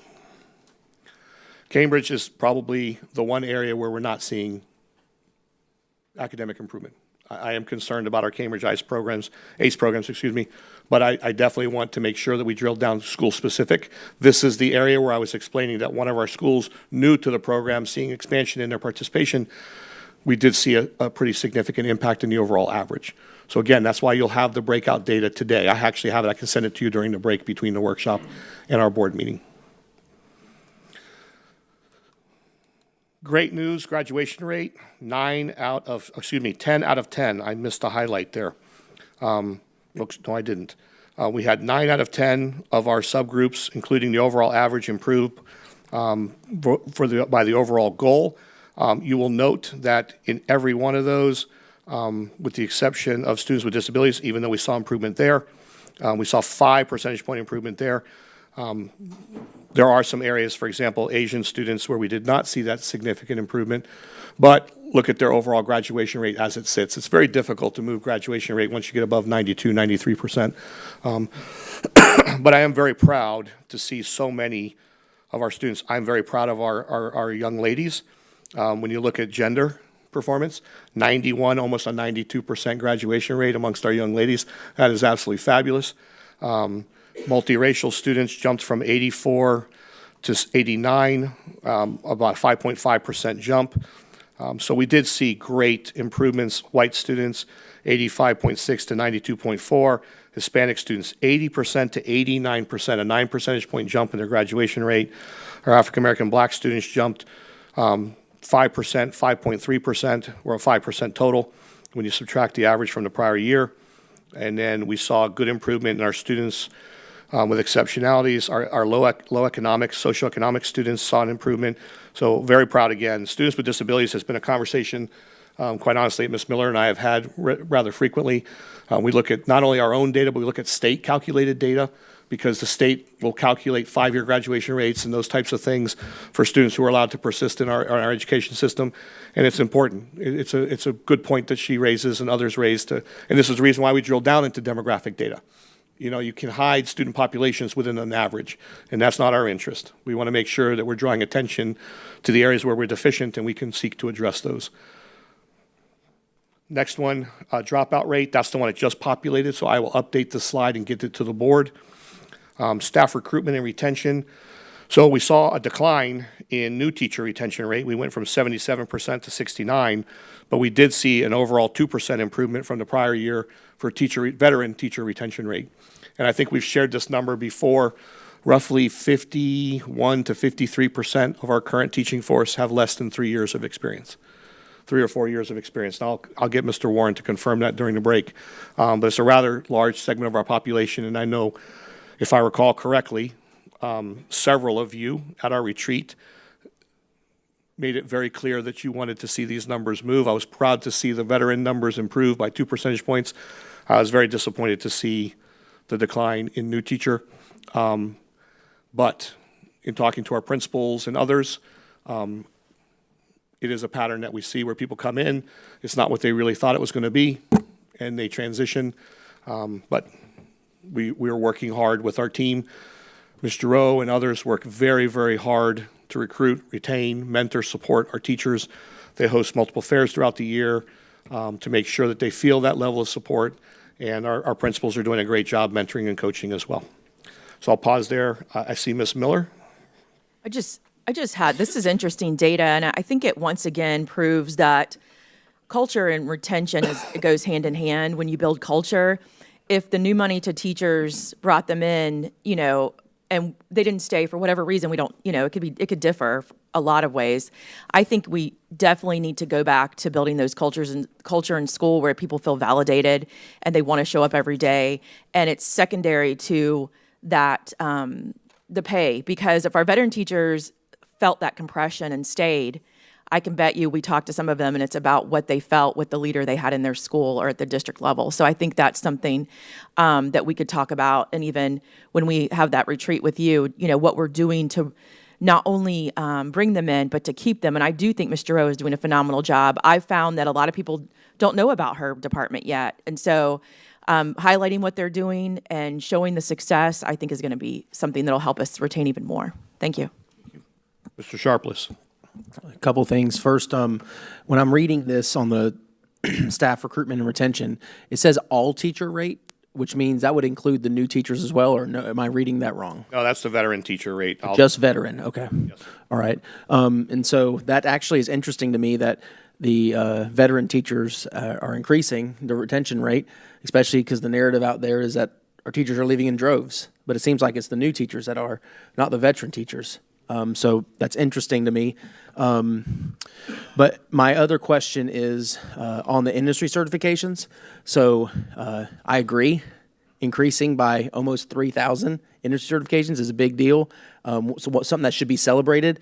The decrease of percentage or the percentage of passing rate, that means to me that we're obviously testing a lot more students. And so are we, do we have any controls in place to where we know we're testing a student that's ready for these industry certifications, or are we testing maybe too many students that passing rate has declined? Yeah, so I think you're seeing a combination of things. Some of those, and you can really go down the rabbit hole when you start digging into data. Dr. Allen and I have these conversations from time to time, right? So we saw a 3,000 increase in overall industry certifications. But some of that could be attributable to a student taking 6 instead of just taking 2. I would I would largely attribute the success rate or the passing rate change to the fact that we have a lot of new programs and a lot of staff that we're ensuring alignment with, and that they're teaching to the standards that are expected for the students to pass those industry certifications. So I think there's several things we're working towards. I would be more reluctant to say we're testing too many kids. I want to see as many kids participate in this as possible. Every student could benefit from one area of our industry certification or another, as you well know. And so I think it's just making sure we find the right teacher, the right place, the right course at the right time, and we'll continue to see that number improve, not only in participation rate, but passing rates as well. And then I would also say making sure a student's ready for that exam too. Absolutely. That's just it, making sure that what's being taught aligns to what the expected outcome is. Thank you. Thank you, sir. Ms. Wyatt. Across the board, thank you. I know last time we talked about this, we had a conversation about, is it the participation rate versus the passing rate? So thank you for elaborating on that in every category, because obviously for participation rate, the way that it was being reported, somebody has to lose for somebody else to win when you're looking at the percentages. Right. So I appreciate the change in reporting them. For the teacher retention rate, could we get those hard numbers too, as well as percentage? I just would be interested to see, is it going down because we're closing that the numbers are small, how large those numbers are, I guess, for those cohorts? Is it that we had positions? Yes. So for, is it we retained 77% of 1,000 employees last year, but this year we retained 69% of 1,200 employees? Just to see where the numbers are for those retention would be That'll take interesting. us a few days, but yes, ma'am. That's totally fine. Just, thank you. Yes, ma'am. And Ms. Fields. Thank you. We have this comment. I have this comment every year. I am still struggling with the academic performance and the certification interest for people that look like me. We are still struggling. We are the lowest group. And when you look at the AP and some of the other areas, we have very little participation. And so my question is similar to Ms. Miller. When we have our retreat, can we have some things in black and white that we're doing specifically to target and to find ways to bring these kids up? Yes, ma'am. Absolutely. Thank you. You're very welcome.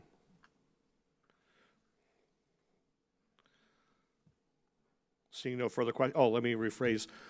If you take out participation rates for ACE, IB, and you look just at passing rates, and you count the total number of cells, we're well above 70% of meeting all of our goals.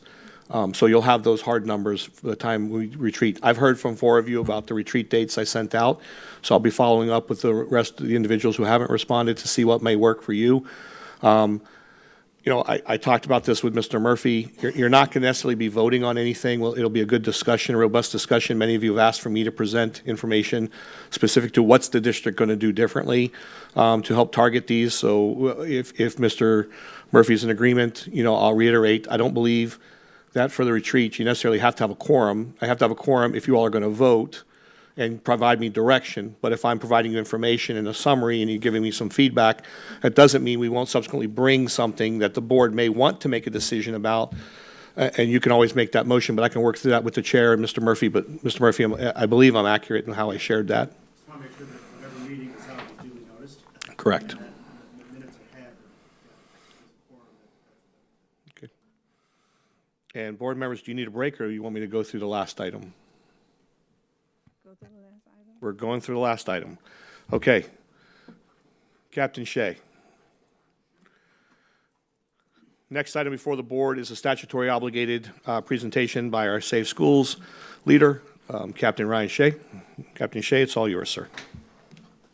Good afternoon, board members, Mr. Hyde, Mr. Murphy.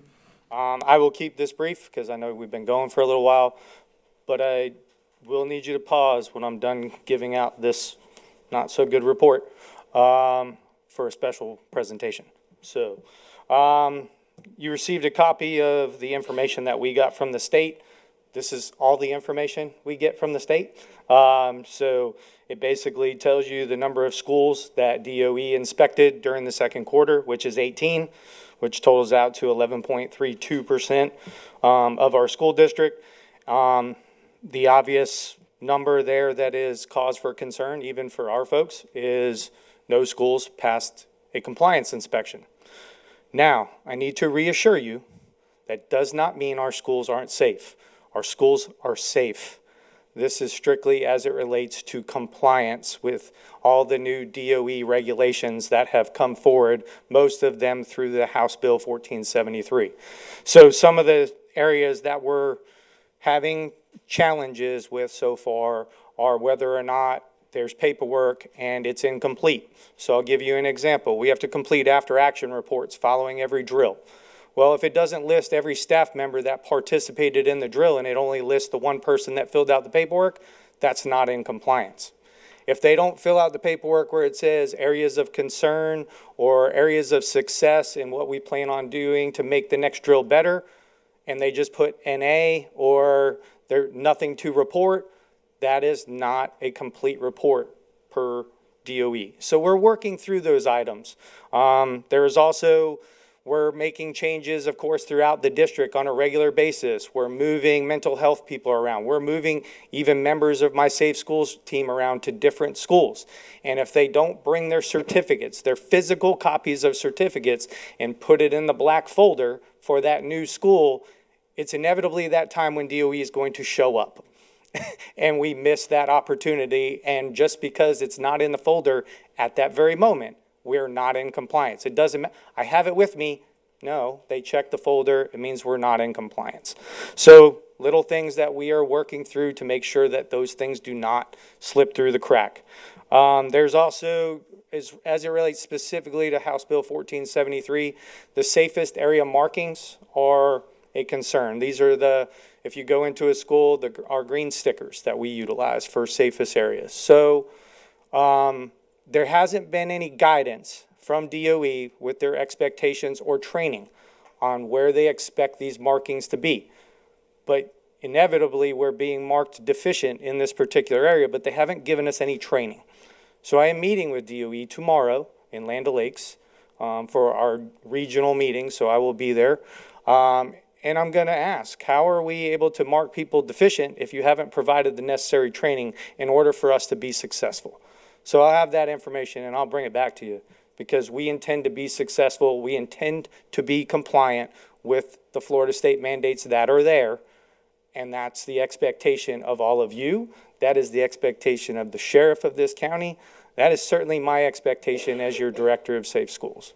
So I welcome any feedback that you may have for me for this meeting tomorrow or about this report.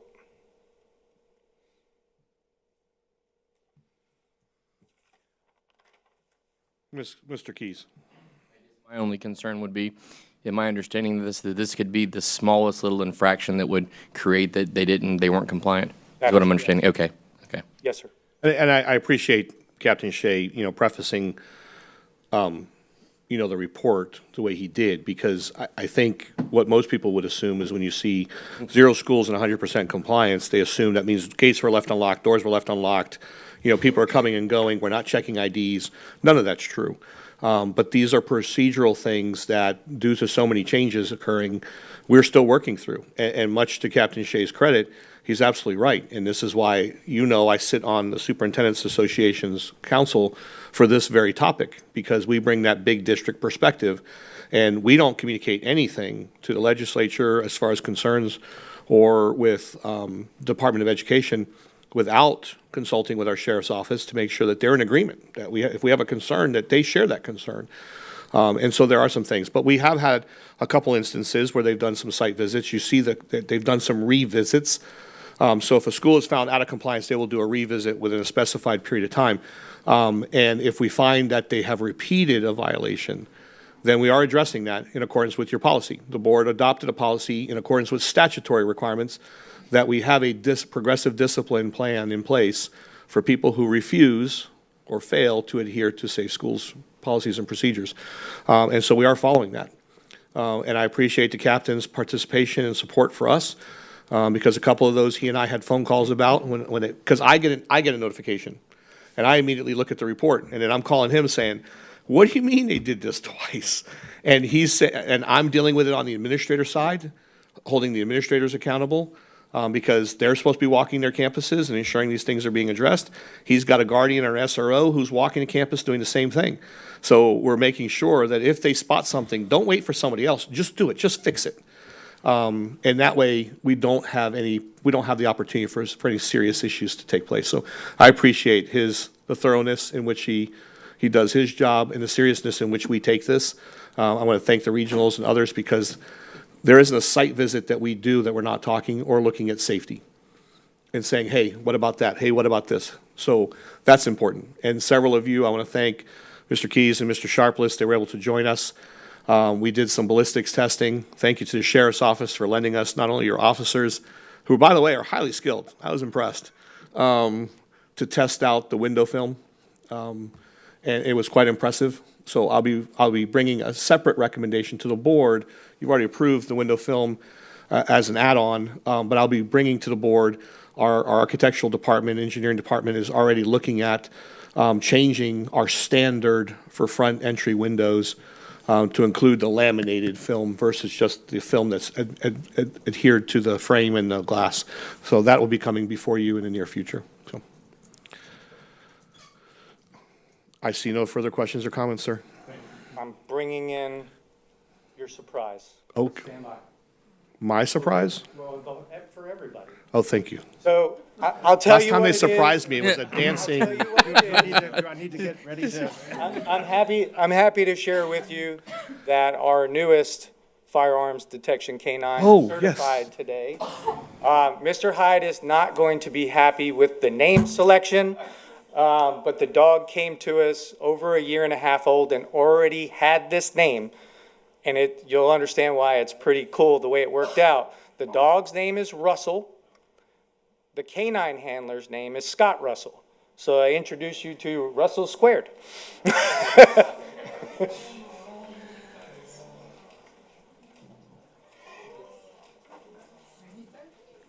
So this is Russell.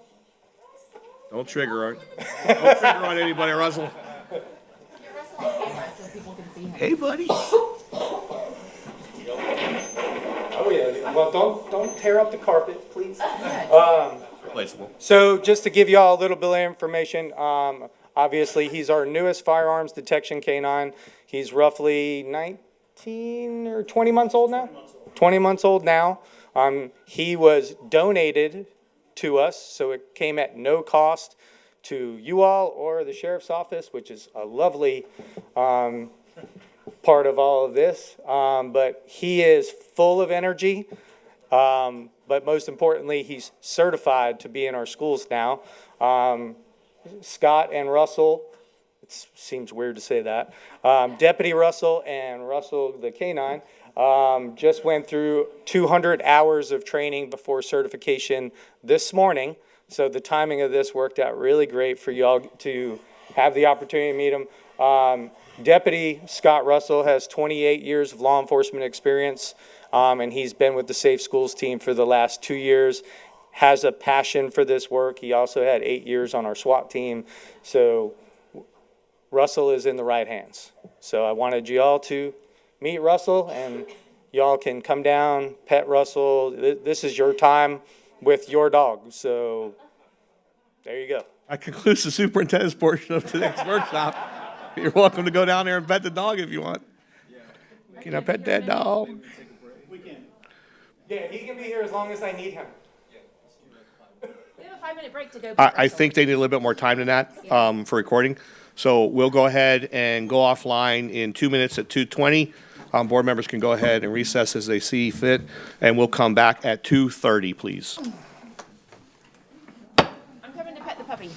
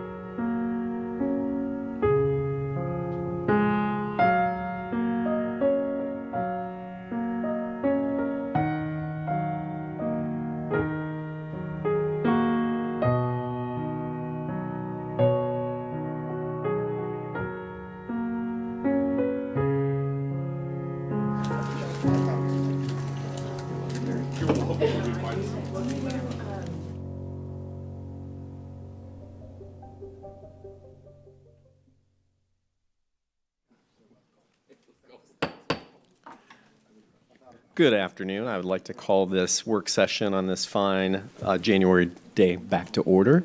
So Superintendent, if you can lead us through the remainder of our work session today.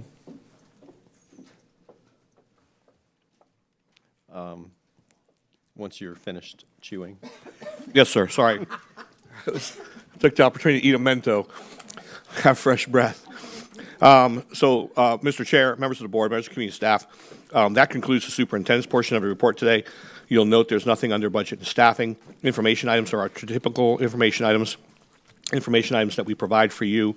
And so please let me know if you have any further questions or concerns. If not, I will turn this over to the board chair. All right, great. Thank you, Superintendent Hyde. Thought that was a great work session as well, by the way. So next up is our board meeting agenda for tonight. So board members, if you want to take a moment just to flip over to tonight's agenda, and we'll go through that together.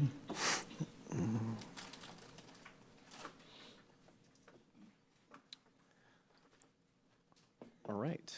So here we go. We're going to be looking at sections A through F. If you have any questions, A through F. And then we'll move down to sections G through J.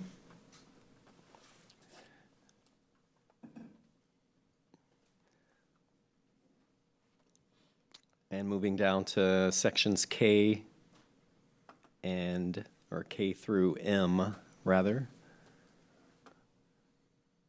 So Ms. White, you are recognized.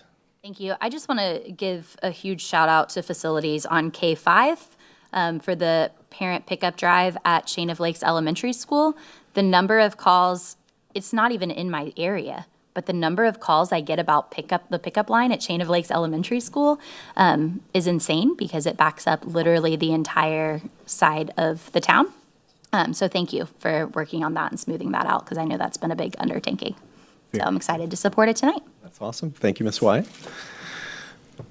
Now we're at section N through P. Section N through P. There's actually just one item there. So then moving to sections Q through R. Any comments, questions? Sections Q through R.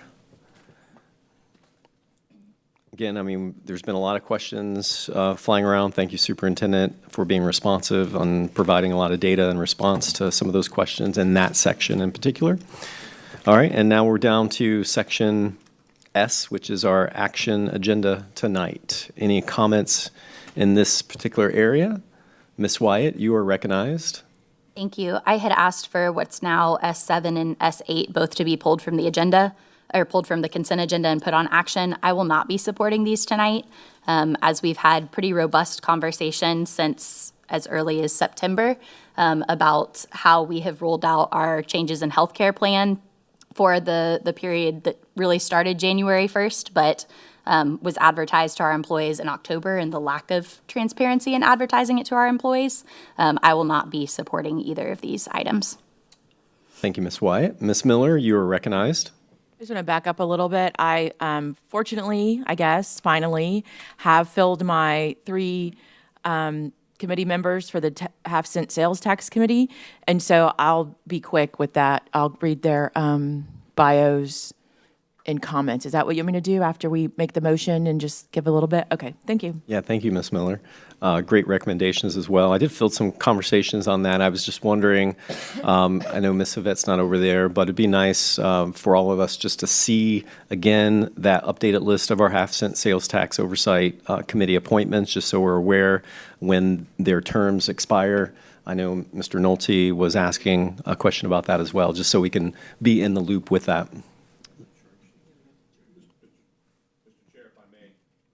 You brought that up, and this has been a topic that I was actually remiss in addressing with you last time. In February, I will be bringing back to the workshop the charge sheets for each committee. Part of what the board had asked me about before was, in each one of the existing committees, what's the duration for someone to sit on that? What's the process for replacing them? What's their goals or their objectives? So if you recall, and several of you are new to the board and would not have received this, I'll forward those again. We redid all the charge sheets, but I think it's worth some conversation because they're not consistent as far as duration of appointment. So I think there's an opportunity for you all to make sure that before we publish those again and then make all that information available again on our website, that I give you the opportunity to give us feedback on those charge sheets. And then each one of those respective committees would then meet, members would agree to the charge sheet, and then we can publish all of that. But I can definitely get you the list of the Half-Penny Sales Tax Committee members. Yep. And just as these questions were coming up along the way here this week, I was directing, individuals to our website as it relates to the half-cent sales tax oversight committee. And just looking at that, it would be nice if our agenda and meeting minutes were actually updated consistently on our website. Because I know, we're meeting aggressively and around the half-cent sales tax oversight, but just looking at the website itself, that data is not being populated out there for general public to see. So it would be nice to get that updated as well. All right, any other questions on our action agenda items this evening? And then from there, we have a superintendent's report, or actually, rather, we have the public hearing that we'll work through tonight in regards to some policies that's already been before us multiple times. And then from there, we'll go to the superintendent's report. You have a report tonight? Yes, sir. All right, very good. And then from there, wow, I'm going to miss out on that. I'm going to miss that. All right.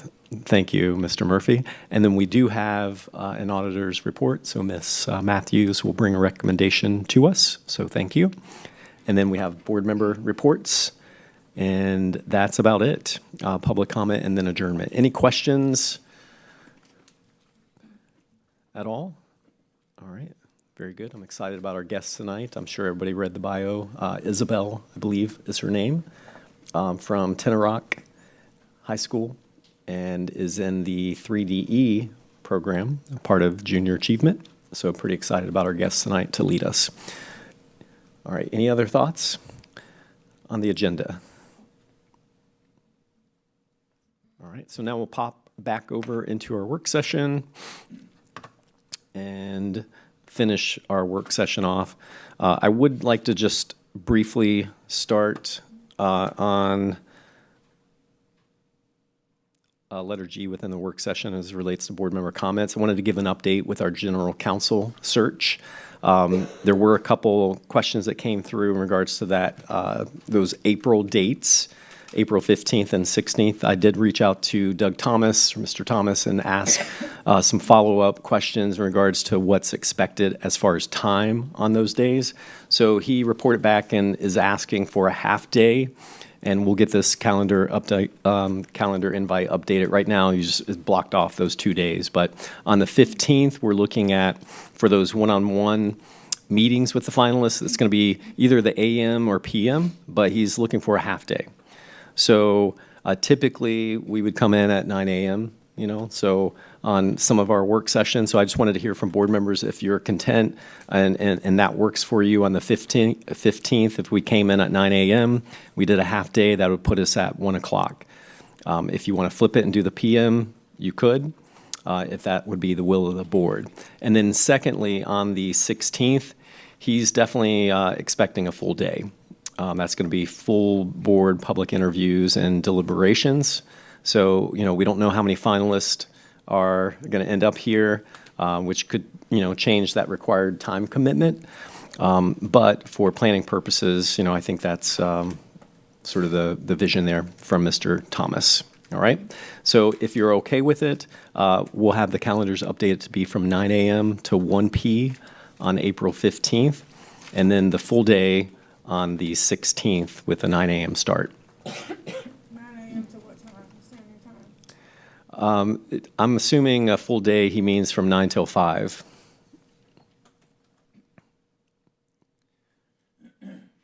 All right, board members, very good. And, just going back to our conversation around the academic targets and our successes, we want to keep celebrating that in a sense and think through that board retreat. You've got those dates, and Superintendent Hyde, you can, pipe back in because you did give us quite a bit of detailed information around the board retreat, but those dates are out there. What I'd like to hear from you is if there, and I'm going to list the dates, are there any of these, because we're looking at 4 retreat dates based on the information that was provided to you. So 1 being a full day, and then the other 3, I mean, they would all be full days, but you would have the necessity, your availability would be only half of those other days. So here's the dates. I'd like to just hear from you if there's any date in particular that you're opposing that just doesn't fit your schedule. So February 14th, that is Valentine's Day. I don't know about y'all, but I do have planned events already that evening. February 6th was the first date. Yeah, I did feel like that was a pretty quick date. So I wanted to give us a little bit more time, but if y'all want to, not available on February 6th. Okay, the 14th, if I get any no's on February 14th? No. Okay, so I've got 2 no's. All right, how about February 18th? Dr. Allen, if we could go a little slower so I can capture the no's, because I'm keeping a spreadsheet here. Oh, that'd be Because again, great, thank you. we don't require a quorum for some of these, so I want to make sure. So February 14th was a no from Ms. Fields and a no from who else? Mr. Sharpless, thank you, sir. I have your dates as yeses captured. Okay, you already have mine? Okay. So are your blank dates no's?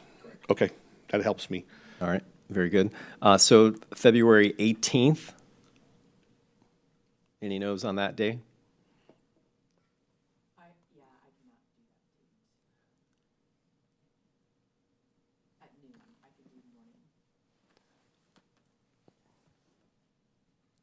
Okay. And the 24th?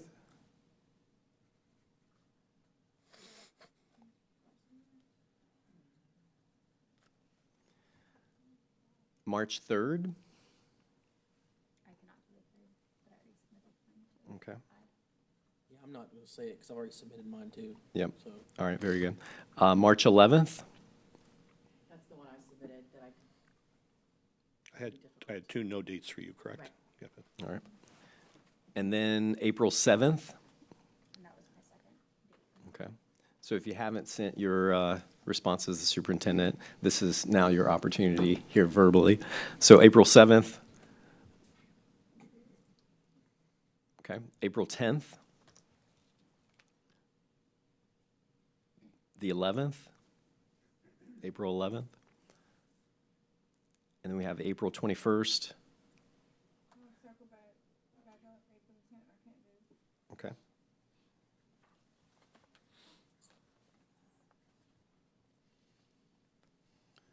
All right, so April 11th.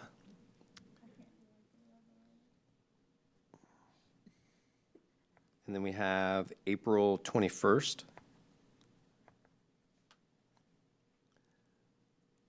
April 25th. And then lastly, okay. That's opening night of Annie. Oh, boy. We'll be, but I have to be there during the day to support. Okay. Thank you, Mr. Keys. So April 30th is that last date. Oh. And basically, we just need 4 that we're targeting. But we need 4 full days. 4 full days, yes. All right. Good deal. I do see some comments here. Ms. Miller, you were recognized. Oh, I had something for a little bit later on committee reports, but I also, just with these, and I know we sent that to Mr. Hyde, we today discovered there's a lot of things to discuss in a retreat.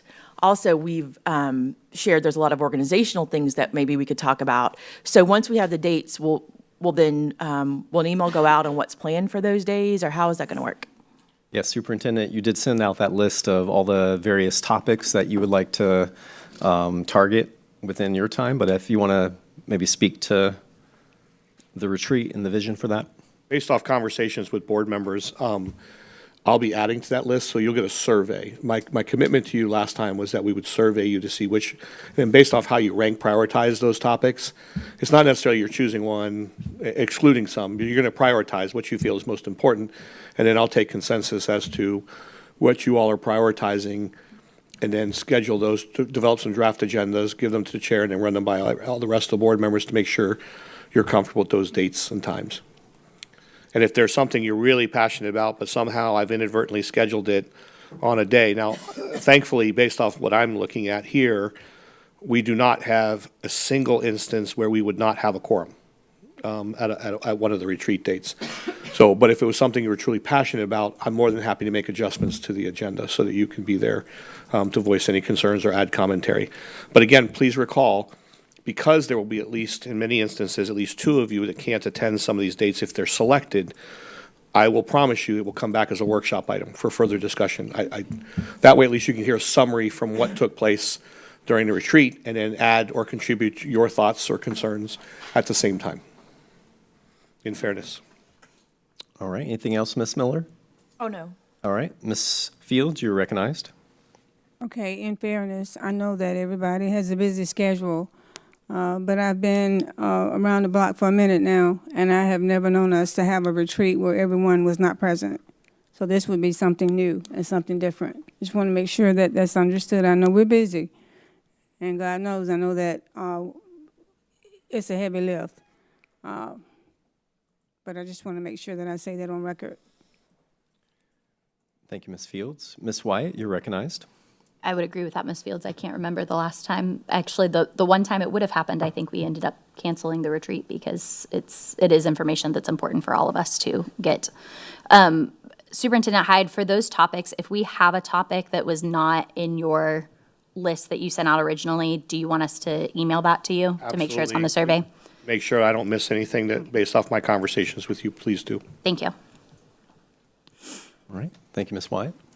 Any other board member comments at this point? Now I'd like to transition to committee reports, if anybody wants to report out on your committee work. Ms. Miller, you're recognized. Thanks. This isn't specifically on a committee, but it's something that I got to go experience that I wanted to share with the board, and I only can do that in a public setting. And we all have different professional development opportunities, and one that I've been working with is Leadership Florida, and I visited a school yesterday that is a charter. It's UCP. It used to be United Cerebral Palsy, and it now stands for something else. It just left my mind. But I was excited. There are talks to come to Polk, so I wanted to go see what they were about. And it is the first school that I've seen as a K-8 that is fully inclusive of children of every ability. It was impressive. They're opening in Osceola County. I'll be attending that groundbreaking just to see what that facility looks like. But I sat down and gave her all the hard questions about budgeting. How do we meet the needs? How do the academic needs met for students that vary and such? Because if you've lived in this world for a long time, you've seen many of our schools, including magnets and other specialty schools, wanting to do and just not knowing the how. I've never thought that people led with malicious intent not to include, but the how has never been shown to them. So to be able to see a school that is very successful with their partnerships with the University of Central Florida and how they meet the needs of a range of students I've never seen together before, I think is very hopeful. It's where we've always wanted to go, and it was a great experience to learn from. I had one other one, and it's currently leaving me. And so this is what happens when you get close to 50. But if I have that, I will share it out. It was an exciting time to meet people from different parts of the state. Oh, it just came back. See how quick that does? We were talking about graduation rates, and I met with some leaders in Lake County in that school district that do something I thought was super innovative, and I shared it with the superintendent, and I think that would be great, and possibly it would be part of our discussion when we talk about that.